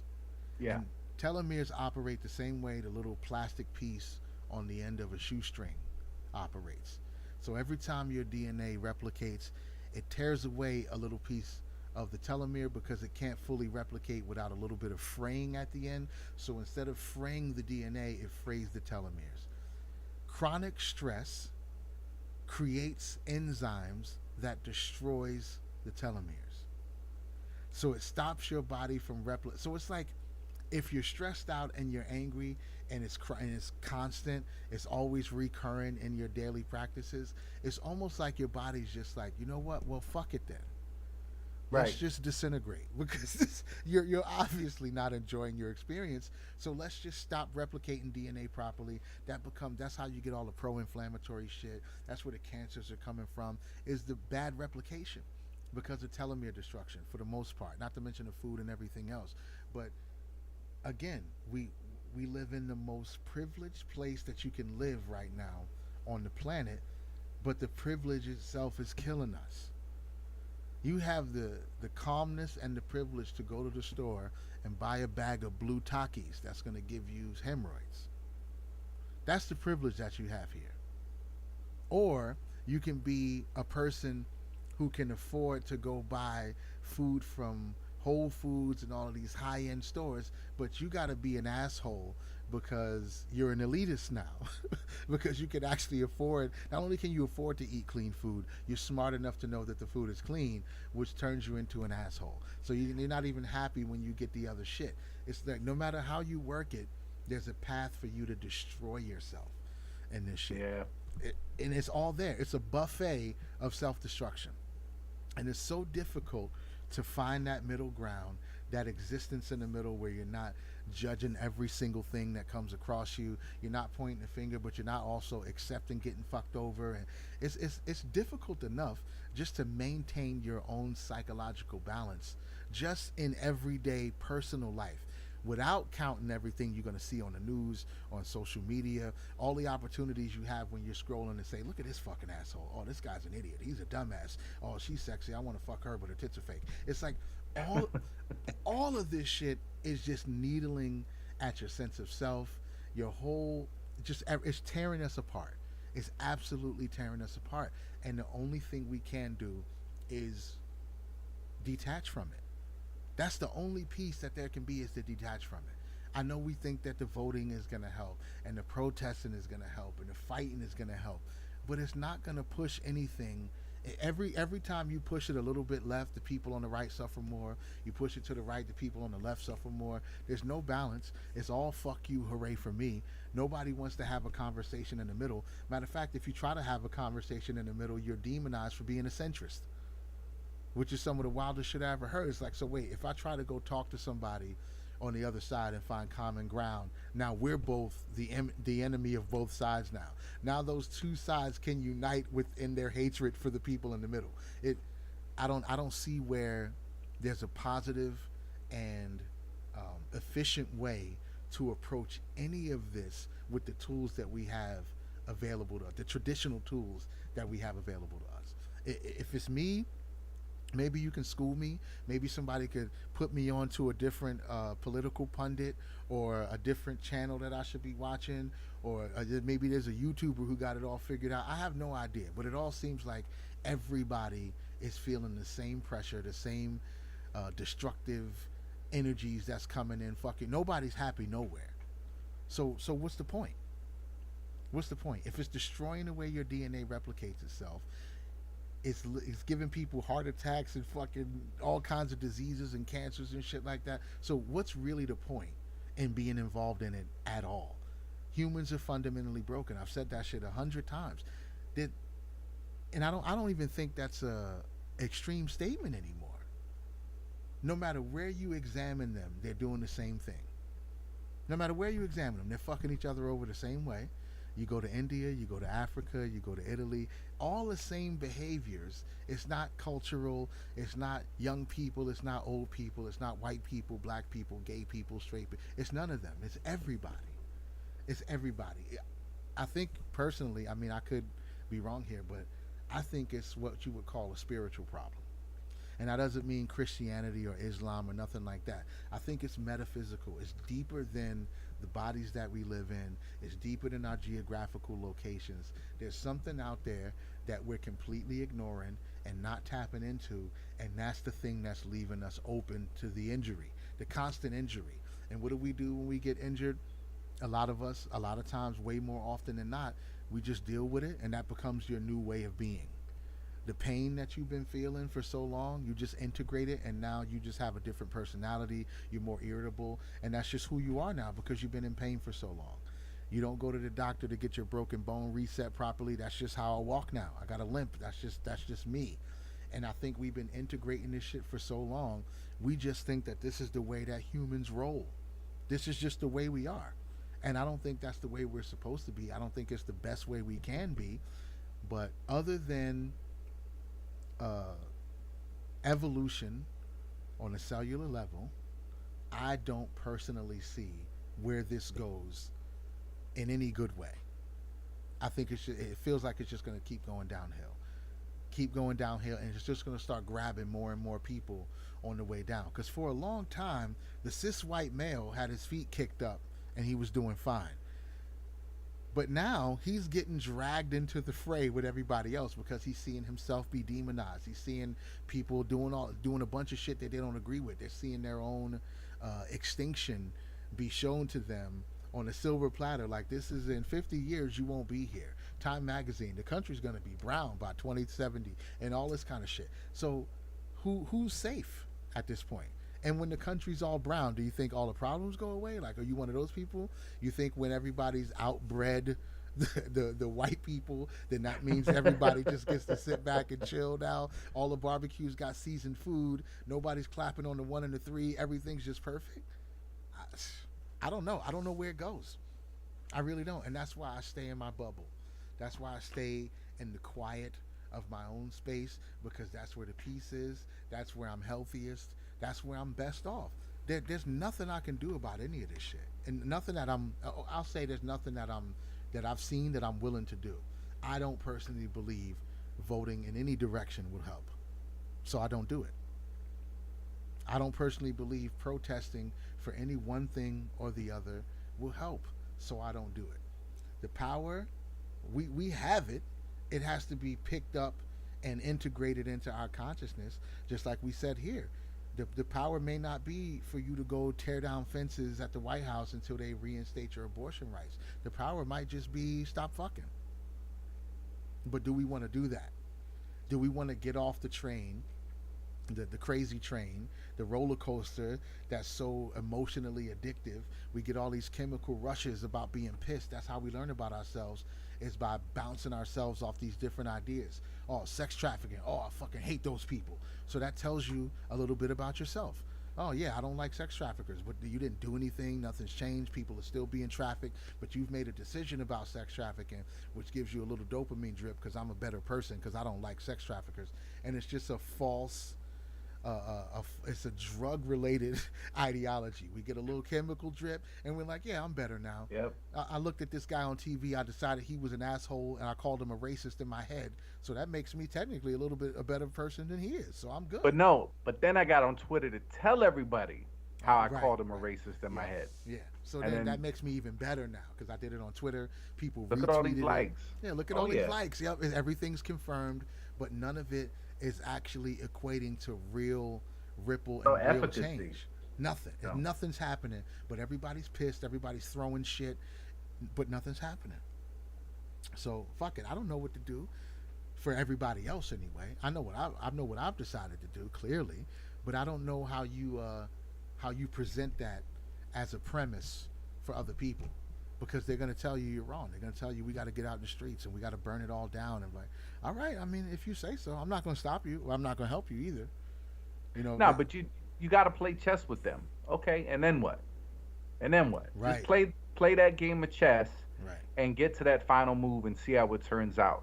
And the only reason too that there is value in engaging all the information is because we have enough historical precedent set that invariably they're going to tell you something that's already been tried to disastrous results. Right. So you can just point out, oh yeah, so you think that's new? No, it's been done. Actually, it's been done several times. Like So socialism. we're just talking, right? We're just talking about whether 80 million, 30 million, or 12 million people are going to die. Like we're just picking a tier of death for the people that disagree with us. But you're absolutely right. It's a spiritual issue, and you could frame it in terms of God if you want, or you could just frame it in terms of philosophy if you just want to frame it in terms of the simulation. And yeah, it's all programmed in here, and there's 4 amino acids, and we're just, whatever you write that language, that's what it is. And then the zeros and ones and the electricity in our mind, it's all just an experience to alert our consciousness. And in that realm of consciousness where we have philosophy or concepts of God or whatever, everything else derives from there. And because that's been such a neglected part of the equation, people seek the outer stimulation to solve it. So government is just a surrogate God. That's all it is. It's like, and if you think God isn't real, that's fine. But the process whereby you reflect on that in your own mind, or principles or concepts of right or wrong, or however you, whatever, there is something that comes out of that makes you relate to your fellow human being better. But I think what it is there was a promise that, fuck all these barriers to your natural way of being. Fuck all that shit. God is keeping something from you. You'll be like gods if you just go into this knowledge shit. Get into this knowledge shit, see how far we can take it. Ride it till the wheels fall off. And the promise was liberation. We'll create these systems, and this system will serve the needs of all the people. And people keep looking to that system to serve their needs and don't realize, no.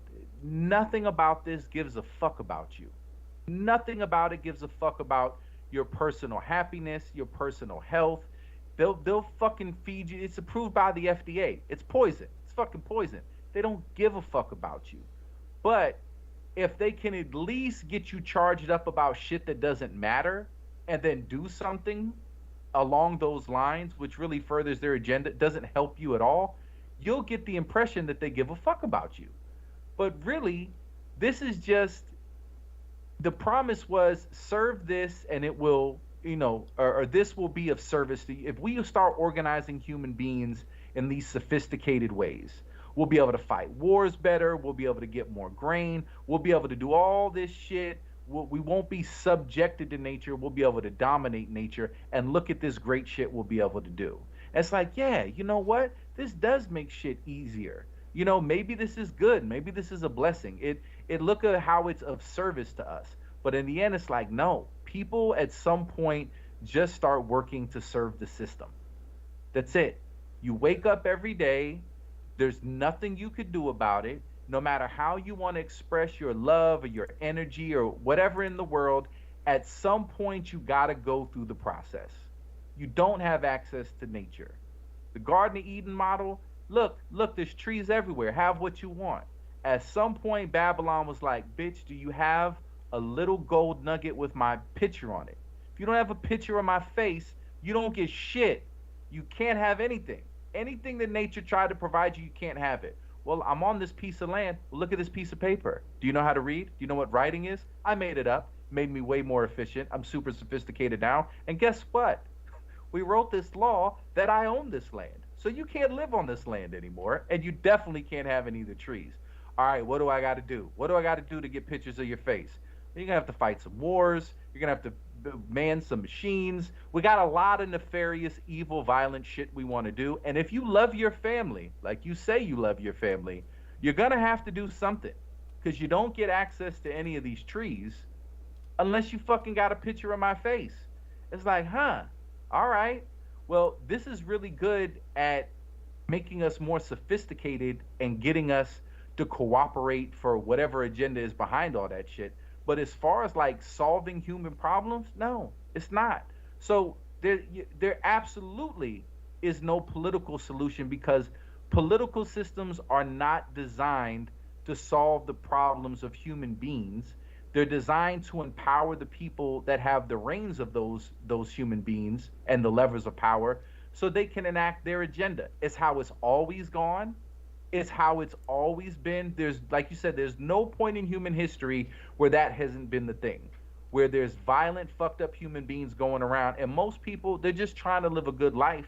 They're not trying to do no evil shit. They're just trying to live a good life, but they're innocent, but they're trapped. You can't escape. At some point, your labor, your energy, your life force, it belongs to the beast. The beast wants to devour. It needs your money. It needs your time. And it holds you hostage because you can't get access to anything without it. And so if you just think, oh, well, I'll go vote, I'm going to get the right dude in charge of the beast. If the right dude is in charge of the beast, everything will be better. Maybe in little increments, but it doesn't solve the problems because no matter what you codify into the law that governs the system, it still depends on people that give a fuck to go along with it, to people not to find loopholes and exploit it. Like, you could write the best laws ever if there's judges that aren't gonna fucking side with it, if there's police officers that aren't gonna enact it, right? If there's citizens that aren't willing to comply with it, what the fuck does it matter? It's just some fucking shit on paper. It's some magical words. It's just some magic on paper. It's nothing because and I think one of the reasons why the shit's always been established and we've never really been able to turn that around is because I mean talking about being governed by people who are willing to do terrible shit and the power struggles and all of that is because I don't think there's very many people who exist who are immune to the power corrupts idiom and you know and absolute power corrupts absolutely. Most people who get the high chair will fuck everybody over. And in the event that there is a person who would take the high chair and not fuck everybody over, there's way more people willing to fucking stab him 150 times in an underpass like they did. They will smash his head in with a rock. Right, exactly. There's way more people who would get you off of here than watch you equally distribute the bread so everybody can eat. They're like, nah, fuck that shit, bro. Sharpen these blades up. We got to get them out of here. So it seems like it's almost like a losing battle But the reason that is because there's something present in humanity that we're denying. We blame other people. Even like when you said the Garden of Eden. To this day, there are real living men walking the planet who hold resentments toward real living women because Eve ate the apple and fucked us all over. There's people who really subscribe to this idea. Well, if Eve had never eaten the apple, we wouldn't be in this mess. That's confirming your hypothesis that pussy is the trump card. But continue. Facts. It is. It absolutely is the trump card. But Because he didn't have to eat it. he didn't. He didn't hold a gun to her head. And God could have cooked him up another wife. Can you just take it? Get rid of her.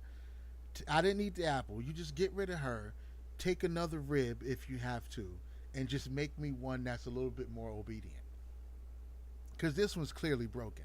You told us not to eat it, but she started talking to the snake, and now the entirety of humanity is fucked till the end of time.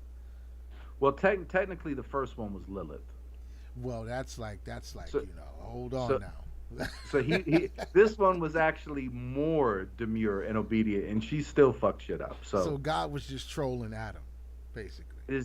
There was nothing. Right. There He's was- like, there was- First, I'm gonna give you one that's completely uncontrollable. Wow, just so you know what the possibility is. Then I'll give you one that's a little bit better.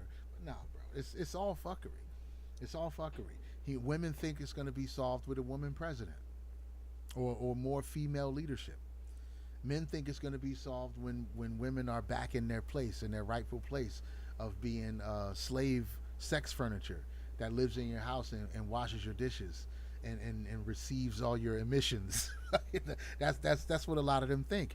They think that this freedom that they're out here enjoying is what's destroying the whole world. And then you go to other places and it's even worse. It's even worse. There's women on trial right now for their life in the Middle East because they didn't want to wear hijabs. I just saw an article the other day that said a dude in Pakistan raped somebody. Instead of going to jail or getting attacked by the other person's family, Parade? He got a parade. No, him and the other person's family wrote up a contract. The brother of the rape victim gets to rape the sister of the guy. They really wrote a contract. Look, you raped my sister, so I gotta rape yours now. That's just standard horse trading. They're negotiating. Right. They're haggling. Right. And the women are just like, wait a minute. So I get raped. Now the way we fix this is another person get raped, and both men walk away with empty ball bags. Listen, don't rape these angels. Rape my daughters. This is Right. this is what we are. This is what we are. Fundamentally down to the cellular level, and until we accept that about all of us, not saying, well, black people have been the sweetest and nicest on the whole planet, and it wasn't until the white man came and taught us how to rape and cut people's heads off that everything got fucked. Africa was a bastion of peace until Leopold came. I don't believe you. That is untrue. What you're punishing white people for is their efficiency. It's like people who get paid by the hour. That's what that is. That's how that got worked into the corporate functionality. You get paid. Africa does violence by the hour, but No, when Europe you get is paid salary. by the hour, you get punished for your efficiency. So if I do it faster, I get less All money. right, I Is got what you're you. saying? That's basically what you're saying. So if I do my job really well and I finish early, I get less money. So that means I'm a sandbag. So Africans, they had everything. They were taking their time. It took them 800 years. It took the Moors 800 years to do what white people did in America in 150. Actually, less. So the Moors are looking, they're like, damn, y'all some savages, bro. Like, it took us a long time to subdue these people, rape their wives and make them work in brothels, kind of reshape their whole religious value system. It took us a long time. White people just came and was like, let me show you how to do this, son. And that's what we punished them for. They came in late. They came to the murder party late, and they was putting up big numbers, and everybody just we was all at the murder party. Let's not get it fucked up. We were all at the murder party, and then the white folks showed up, and they had all the moves. They was they had a dance routine and shit, and then we all just was like, man, I don't like these motherfuckers, bro. Now Too let's be efficient. honest. Too way too efficient. Let's because it's not like nobody else was doing it. It's all we've done since time immemorial. Right.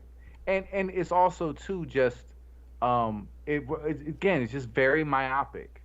It's just very narcissistic. You have to see it strictly from you and your plot of geography at the time in which you lived to frame things the way that a lot of these crazy people frame shit.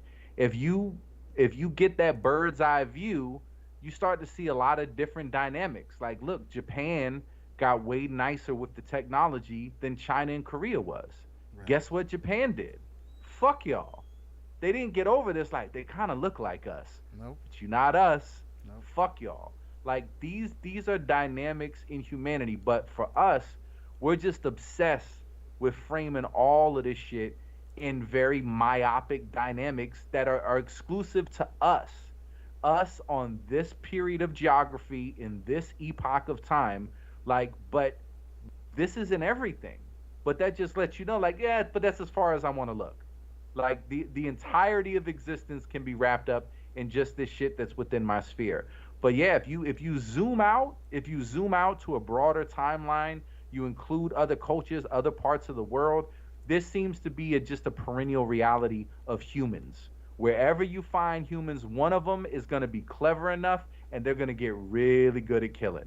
They're going to get really good at killing. They're going to get really sophisticated in how they keep records of things, how they disseminate information, and then through their killing and their sophistication with their technology, now they get to do the fucking. You can't do the fucking if you didn't do the killing and the sophisticated organizing. And whoever organizes themselves in the most sophisticated way to be the most efficient killers, you get to do the fucking and the reproduction. And each tribe of human beings on the face of the planet that didn't see the other, there's a river between us and them, so fuck them. They have red feathers, we have blue feathers. Fuck them, we'll kill them. If we see them, we'll kill them, and hopefully we'll win so we can fuck their wives. And that's the game. And so they looked at each other, and there was nothing that really should make them think that they were really that different. But look, I don't know you, you're not in my tribe, and this tribal game that we've been playing since we left the garden, because as soon as you see them leave the garden, all of a sudden they're going from city to city. Human beings are like, yo, let's do this tribal shit. This is our city. Dude, you're a citizen. This is how we keep track of you. We got some gates to keep around. The people that are in, you're with us. The people that are out, fuck those people. We'll do whatever. You can do whatever you want to those people. Well, what about slavery? Not if it's you. If it's one of you, you can't slave your brother. What are you fucking? You're a terrible human being. Well, what about when those other people outside of the gates? Oh, put those motherfuckers can't be anything but slaves. You can't make them slaves fast enough. Well, what's the morality on slavery? If you're with me, no. If you're not one of me, abso-fucking-lutely. It's fine. Fuck So you, it's hooray always, for me. yeah, fuck you, hooray for me. Listen, that is a perennial truth. It's undeniable. It is a hallmark of human existence and responsible for this shit that we're doing. So it ain't black and white. It ain't Christian, Muslim. It ain't Democrat, Republican. It's people. And people will find a way to shoehorn that tribal element in there at the chance that they get. And the only thing that saves you from it is like what you were saying, that spiritual awakening. Something changes within your mind, within your perspective. This place that you're distracted from 24 hours a day, don't worry about it. You don't have to figure it out. You don't have to think about it. Somebody else already solved it. Read this book so you can know what it is. Oh, listen, you don't have to worry about it. We're going to pass this law. We're going to take care of it. You don't need to know how nature works. We're going to smash this shit up into little cubes and fucking sell it to you in bright packaging. You don't need to know how nature works or produce anything. You don't, fuck it. We'll take care of it. Don't worry about it. Don't ask what's in the water. Don't ask too much about the chemicals. We've got everything taken care of. And you're enraptured with that day in and day out. And nobody's in this quiet space in their mind interfacing with this consciousness that maybe it's God. Maybe it's God consciousness. Maybe we're all, like Professor Griff says, little fragments and expressions of God having a human experience. Maybe, I don't know. Nobody seemed to mine everything out of it, but I know if you're in there and exploring there, you're doing more to change the reality, not just around you, but within yourself, and analyzing things better and becoming a better person, that seems to be more productive than relying on any of these external mechanisms that are completely built on murder and rape to solve the shit for you. It's not going to solve it for you. And I would go a little bit further to say that when you getting into spiritual systems or religions or trying to figure this shit out, I personally think the Tao Te Ching is probably one of the best things I've ever read in my life. And I think the reason is, along with Buddhism and a lot of Eastern religions and spiritual systems, I think when you have something that's describing the world and how to move through the world, that's going to be infinitely more powerful than something that pedestalizes a person or a being. Because then the behaviors of the being or the person become the shit that trickles down, no matter how hard you try. Jesus said a lot of stuff, did a lot of stuff. The God that is presented in the Bible is presented as sort of a it's just a guy. It's kind of just a guy. Like, he gets mad, he's jealous, he does shit to people to fuck him over. He's like, "Oh, I don't like you. I'm gonna throw a lightning bolt up your ass." Like, that kind of stuff is always gonna lead to absolute destruction. Even if it helps for a little while, it's gonna destroy everything because those behaviors will always be wrong. I don't give a shit if it's the cosmic creator doing it. If you decide that the people across the way don't worship the way that they should worship, so we're going to kill them all and take their wives. I don't give a shit what they were doing. That's not a good activity for humans to engage in. I don't care who's the one that made the call to destroy them and take their wives. That motherfucker got problems. He got issues. Whoever it is got issues. The Tao, a lot of Eastern spiritual systems, they are explaining how they see the universe, what the parameters of this universe is, and how you can be possibly be happiest and most fulfilled operating in this universe. And most of it comes down to how you align yourself, how you deal with stressful situations, how you treat other people. That has to be the entirety of it. If there's a anthropomorphized being sitting on a pedestal doling out the ideas and telling you what to do, this is how you should be, I think that's always going to be a problem.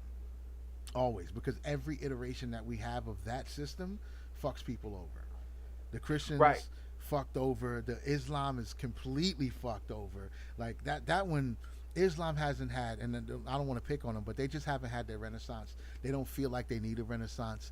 At least the Christians somewhere along the line were like, you know what? Let's cook the books a little bit more and try to make it a little bit more accessible for people. Because the first 5 books is a little rough. But let's add a few more books to smooth things out and tell a few more stories and shit like that. We gotta fluff this up. Islam is like, no, yeah, she was 9, so what? Listen, listen. But even like with it, because Christianity was a reform of Judaism, Yeah, and Judaism was no different. Like that whole Old Testament shit, the Jews get the credit for it, but this is just the tribal blueprint for existence. Let's codify some laws. Let's get some priests. Let's get a king. Let's get organized.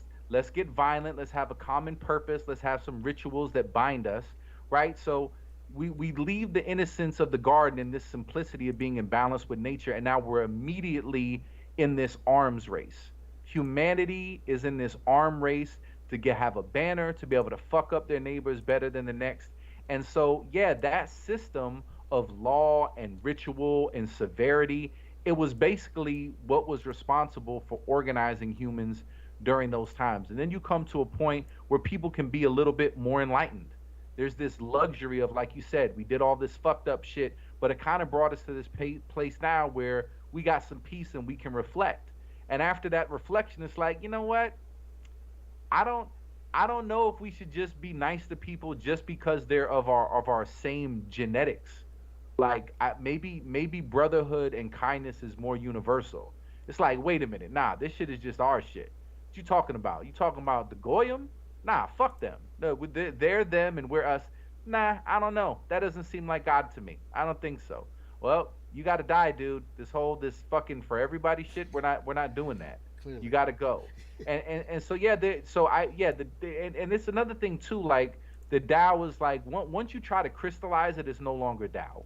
It can't Absolutely. be Yeah. defined. And Yeah. and what you see is these glimmers of spiritual brilliance that come and take hold of humanity and kind of push us in a better direction.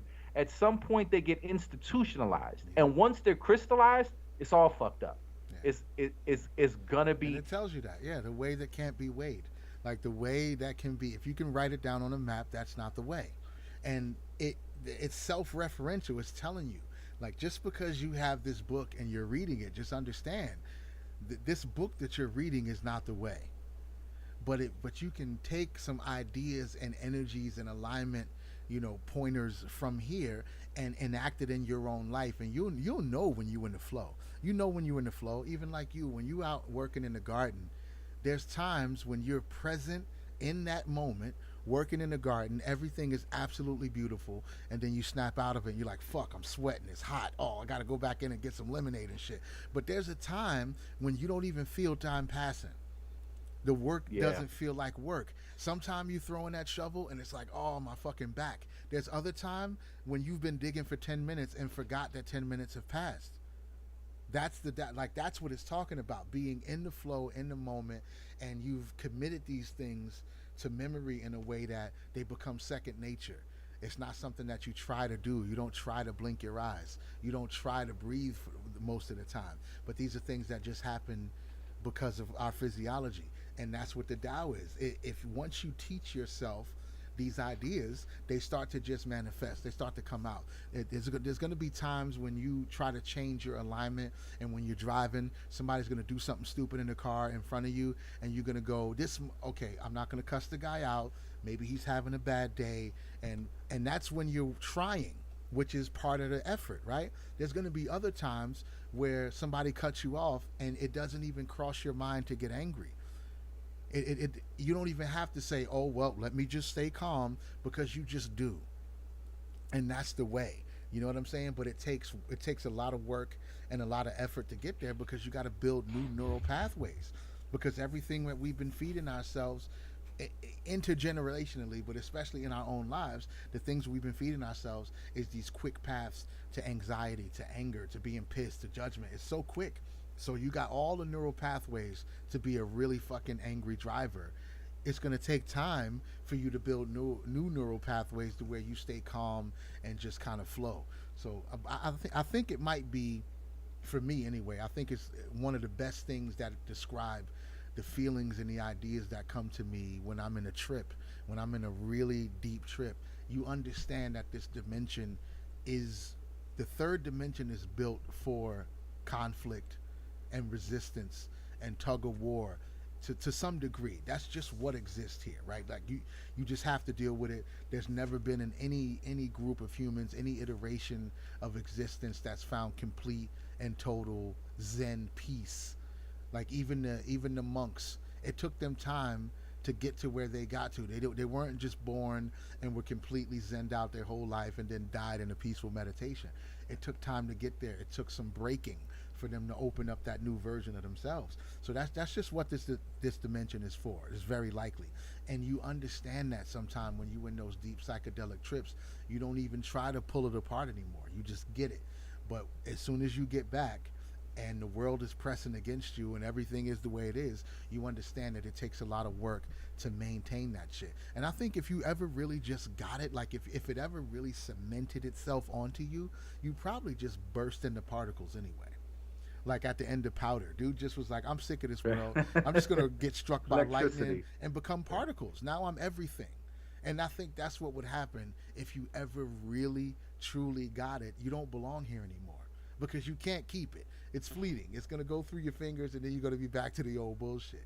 So it's not something that you're gonna completely get and check out, but it's a way that we can kind of deal with a lot of the shit that's been built around us. The shit that was built without our consent. We didn't agree to none of this. We just got here and shit was like that, and we got to deal with it.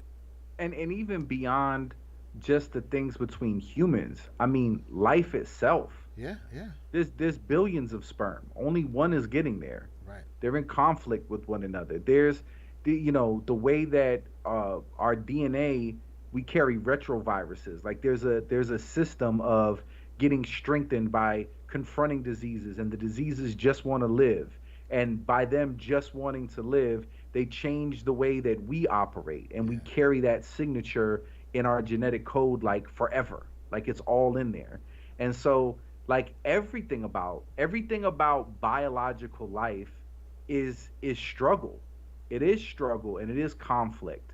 But when we talk about spirituality and dealing with in the realm of like consciousness, the Tao, or the conflict, right, or the fleeting glimmers of brilliance that humans get, it's from engaging in that consciousness and then figuring out, okay, how does this apply to these struggles that are in front of me here? There is no, like you said, three-dimensional existence without struggle. But when you're getting the fuel and the energy to guide you, like that comes from a place that's not within the realm of this struggle. And people define it or call it whatever they want, but it's hard. It's hard for me anyway to say that there's not something substantive or real to it. I would never say that I get it or I know how it figures out or I know the truth about it, or I would be able to tell anybody what they should do or what they should believe. But I definitely see that when people aren't engaged with it, like the government becomes their surrogate, the surrogate for that. Like all of this allegiance, all of this energy, all even morality, like because that's what a lot of this shit is who is moral. Like we're fighting for our rights, and this is moral, and this is an epic battle. Like these are people that are drummed up in frenzies. They're like it's a religious frenzy, because if you don't have that with the true substance, the way that consciousness is wired, maybe not our biology. Our biology is wired to do all kinds of fucked up shit, but somewhere in our consciousness, psychologically, we need that.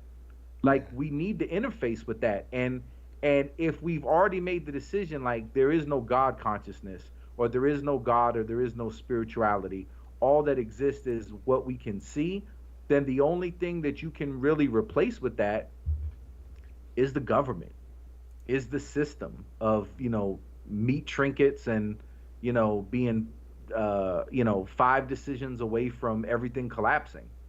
You trust these people to give your life meaning. And when they tell you like, yo, we got to fight this war, we got to be against this, we got to be for that, we got to, everybody jumps up, because that's within us. That's within us to want to have some sort of like spiritual calling or purpose. But I guess I don't know, man. Like I don't know how you would, other than just treating people right and trying to reason with them. I don't know how you would ever convince somebody who's already made the decision that there is nothing else, and they're just convinced that what's in front of them is the key to of solving all of this. When I just don't know. I don't know how you can look at it and think that it is, because I feel like our results are such that I feel like it should be clear to everyone that this shit just doesn't work. Yeah. It's never worked. Yeah. It's never worked completely, and I think and that's the reason that we've been able to hide it for so long, is that it's worked for some people to to a high degree. It's worked for some people to a little bit, and some of them have never got to experience the functionality of it at all. They've just been suffering the whole time. And then you have the, like you said, the people in the middle still think they're gonna move up and get to experience the full fledged dopeness of it. The people at the bottom think they're gonna move up to the middle and get a little bit. So it's like we have this weird equilibrium, this house of cards trying to hold itself together, when everybody really can just admit that the shit is unstable and it's gonna crash. But nobody really wants to admit that to themselves. I don't want it to crash. I want people to do better. I think we can do better and be better. It seems like the path to being better is almost more fulfilling. The people that we chose to give our lives value, we're not even sure that their lives have value. We don't know if they're happy, if they're fulfilled. You know what I'm saying? But they're acting like they're not. They're still acting greedy and they're hoarding and shit. That's a sign of fear and anxiety. That's not a sign of feeling affluent and abundant. Our Hoard, hemorrhoids aren't bad enough. Humanity needs a hemorrhoid to teach us to eat better. right? And if you just don't have that suffering to get your attention, you Yep. never even start looking for it. Yeah. Nothing to get you to the gym like a fucking heart attack. Yeah. You know what I'm saying? Some shit like that. Nothing will snap you back in line like a scare. And we talked about this a bunch of times before. It sucks, but that's when humans come together. That's when they get their shit together. It took for people to plan to fake an alien attack in Watchmen for humans to put down there and stop aiming their weapons at each other to focus on what they thought was an outside threat. And it sucks, but that's why we look at shit like this that's happening and it sounds like it's a lack of compassion and shit like that, but who knows if it's good or bad.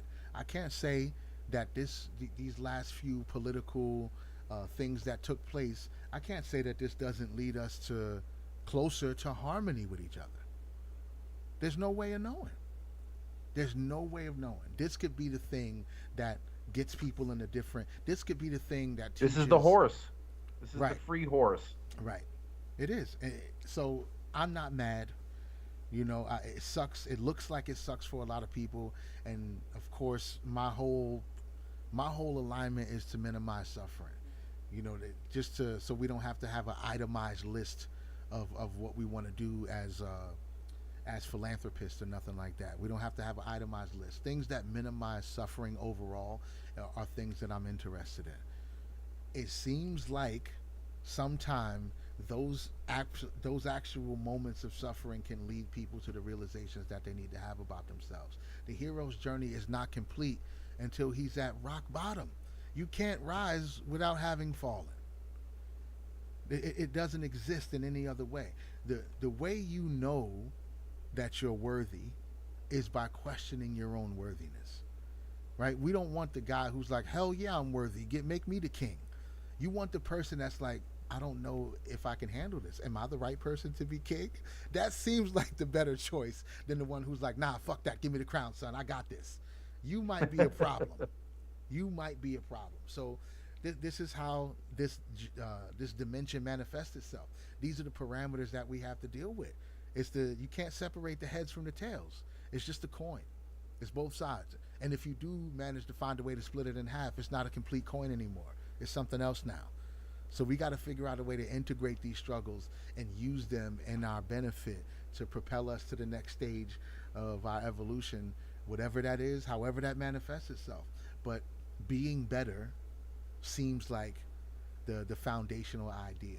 And that starts with the singular. That starts with the person. Being better starts with you. You don't get this automatically pointed to government. How do you treat your neighbors?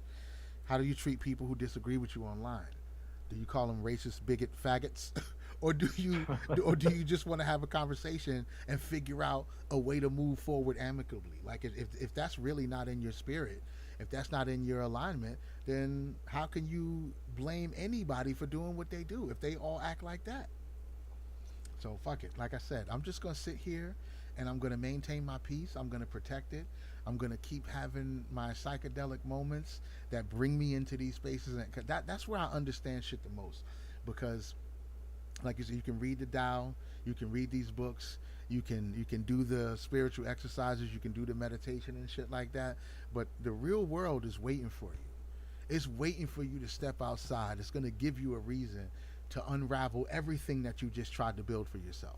It's going to give you a reason to tear it all down and say, fuck it, none of this shit works. I just got to be an asshole like everybody else. It's going to give you every reason to do that. So for me, what helps is having these periodic psychedelic journeys, because that's when things make the most sense. That's when I understand it the most without even trying. Even in the conflict, you get why there's conflict in those spaces. At least I do. And then when I come out of it, it's like a slingshot, bro. It's like a slingshot. It throws you into this continuum of presence and mindfulness, and then over time, over a couple months, you do feel that little bit of loss of momentum. Like, all right, I'm starting to drag a little bit. People are starting to piss me off. I think it's time for me to get back Yeah. into another ceremony. It just happens like that. So I'm taking full advantage of it. And I just think that whatever I'm going to do to help myself and to help people around me, I'm going to have to do it from a place of contentment and abundance and feeling great and feeling awesome. I don't think the best things that I'm going to do are going to come from me being angry and upset and pissed off. And I just don't think that's where my most efficient potential. I don't think that's where my well is. My well is not in anger. I think my well is in happiness and love vibration and compassion is currency. I think that's my well. So that's why I'm gonna stay there and protect that. If you feel like your well is they made me mad enough to go change things, then go for it. I'm not here to shame you. I'm not here to tell you to do things differently. I'm just gonna be the example of the thing that I think works best. That's all I can offer. I don't have nothing else. That's literally all I have. Yeah, I'm not there yet. I would like all of you to change, please. Please. I'm not there. That would be beautiful. I'd love to see it, but I don't think I can influence it in any other way than being the thing that I claim I want to see more of. That's the best way. That's by far the best way. And maybe making some dope music where I can propagandize my spiritual principles. Like, if y'all can make music about selling crack, I should be able to make music about how dope meditation and psychedelics are. Maybe that's how I'll spread the vibe and propaganda. My propaganda that I accept as good is putting it in my art. That's all I can do, man. I'm not a political guy. I am a ordained minister. I'm definitely a reverend, so I can give sermons. But 2 years deep. yeah, man. You can marry people. Yeah, You should. Yeah, you should celebrate, man. yeah. I am. I am. The only thing I haven't done. I mean, I'm sure I could give. I could, if I wanted to, I could make any one of these podcasts be a live sermon and say that there were witnesses because there's other people I'm talking to. But the only other thing you need to do to get your full absolute certification is to give a sermon in front of witnesses. And I haven't done that yet. So I think sometime this year, I'd like to get together with a couple people that I love and respect. Maybe we'll throw some food on the grill. Just find a reason to get in each other's presence and just show some love. And maybe I'll give a short sermon. Maybe I'll prepare a short speech or something like that, and to just completely solidify my ordained ministerness. I think it's needed. Not only maybe, I think you have to. Right. If this is what solidifies the ordained thing, you have to. Yeah. You absolutely have to. I can't let this just be a passing idea. It Yeah. it must come to fruition. Yeah. Yeah. We're gonna do it. We're gonna do it this year, 100%. We already halfway through the year, a little bit over halfway through the year, and so I'm gonna plan that. I'm gonna put that into motion. I got some other things I'm cooking up too. I made some new backgrounds. I'm working on getting some characters here that we can put in our little avatar space for the podcast. This is one thing that I think I'm not getting bored with it. I'm not. I feel like this is one of the most powerful endeavors that I've been involved in, just because we've managed to keep it going for so long, and just the whole thing of how you go from, I don't know if we've ever completely told this story, but you go from two people who had no relationship with each other to just deciding to have these conversations, and we've been able to keep it moving for so long. That's a huge commitment, and it matters. I figured out a lot about myself. I think you've probably figured out a lot about yourself by bouncing these ideas off each other. I think it's extremely important, and I think the more work and effort and time and care that we put into it, that it has a potential to grow and be one of the aspects of art and expression that helps change our lives and move us into a place where we can be more artistic more often, and use that to generate our revenue rather than tying ourselves to some fucking corporation or somebody's punch clock and shit like that. Yeah, so I'm happy that we're still doing this, and I think this is the thing I definitely want to inject more time and energy into, and just grow it to a place where it can fucking make us better off, other than just in our being, but in our physical 3-dimensional lives better off. So yeah, I think Yeah, I this is the believe way. it's inevitable, man. Yeah, If you follow your passion, follow your commitments, and I feel like In the times that we live, um, I don't think we have all the answers, but I think we have something to contribute. And I think for a positive thing, and that deserves to be, I don't know, it feels dirty even to say remunerated, but I just feel like it's only natural. I see Right. all the people like making millions, from basically, yeah, giving you information, but just triggering you to be angry, Right. but not really saying, hey, here's how you can relate to your fucking spouse better. Like, these are principles you relate to your kids better, your coworkers or whoever. Like, there's something deeper than just all this shit on the surface.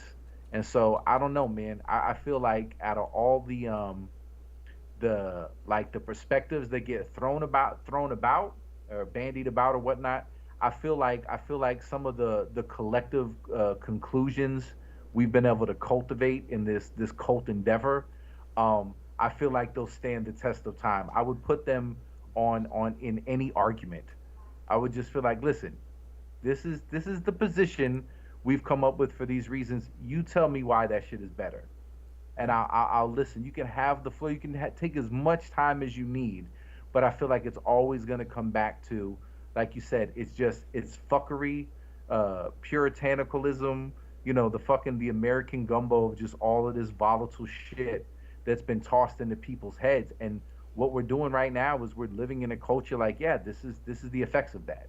Yeah. All of this shit is coming to fruition. These seeds that we've been planting of just being politicized and fucking vapid and detached and just basically consumer zombies.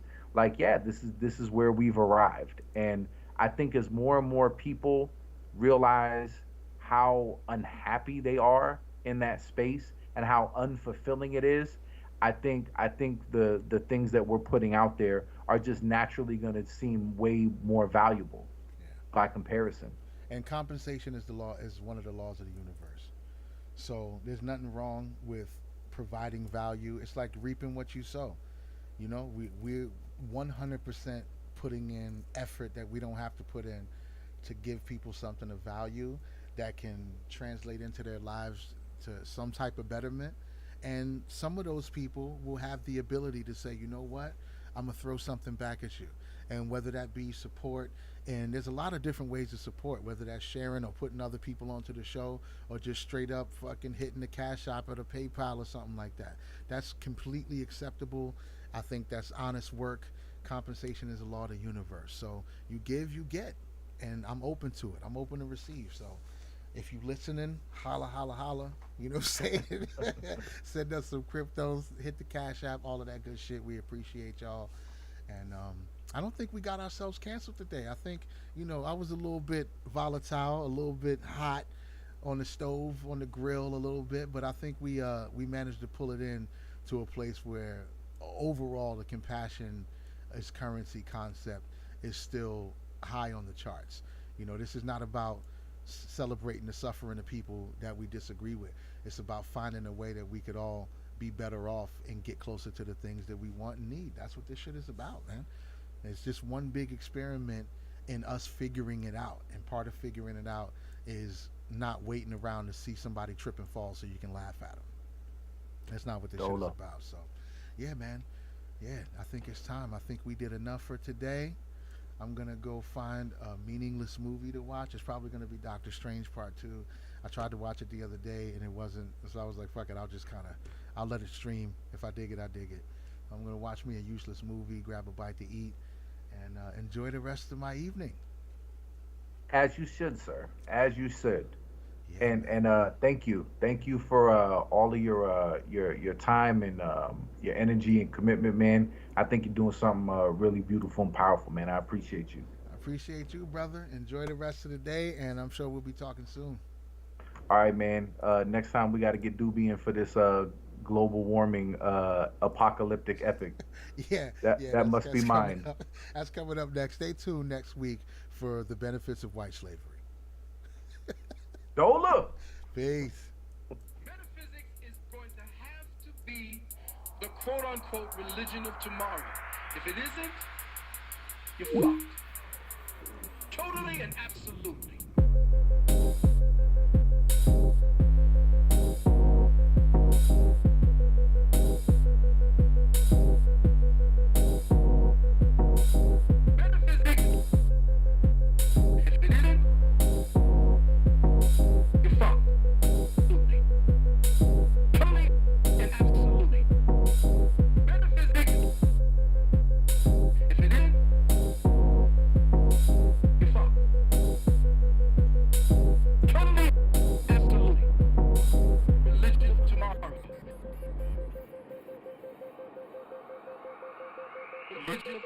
horrible.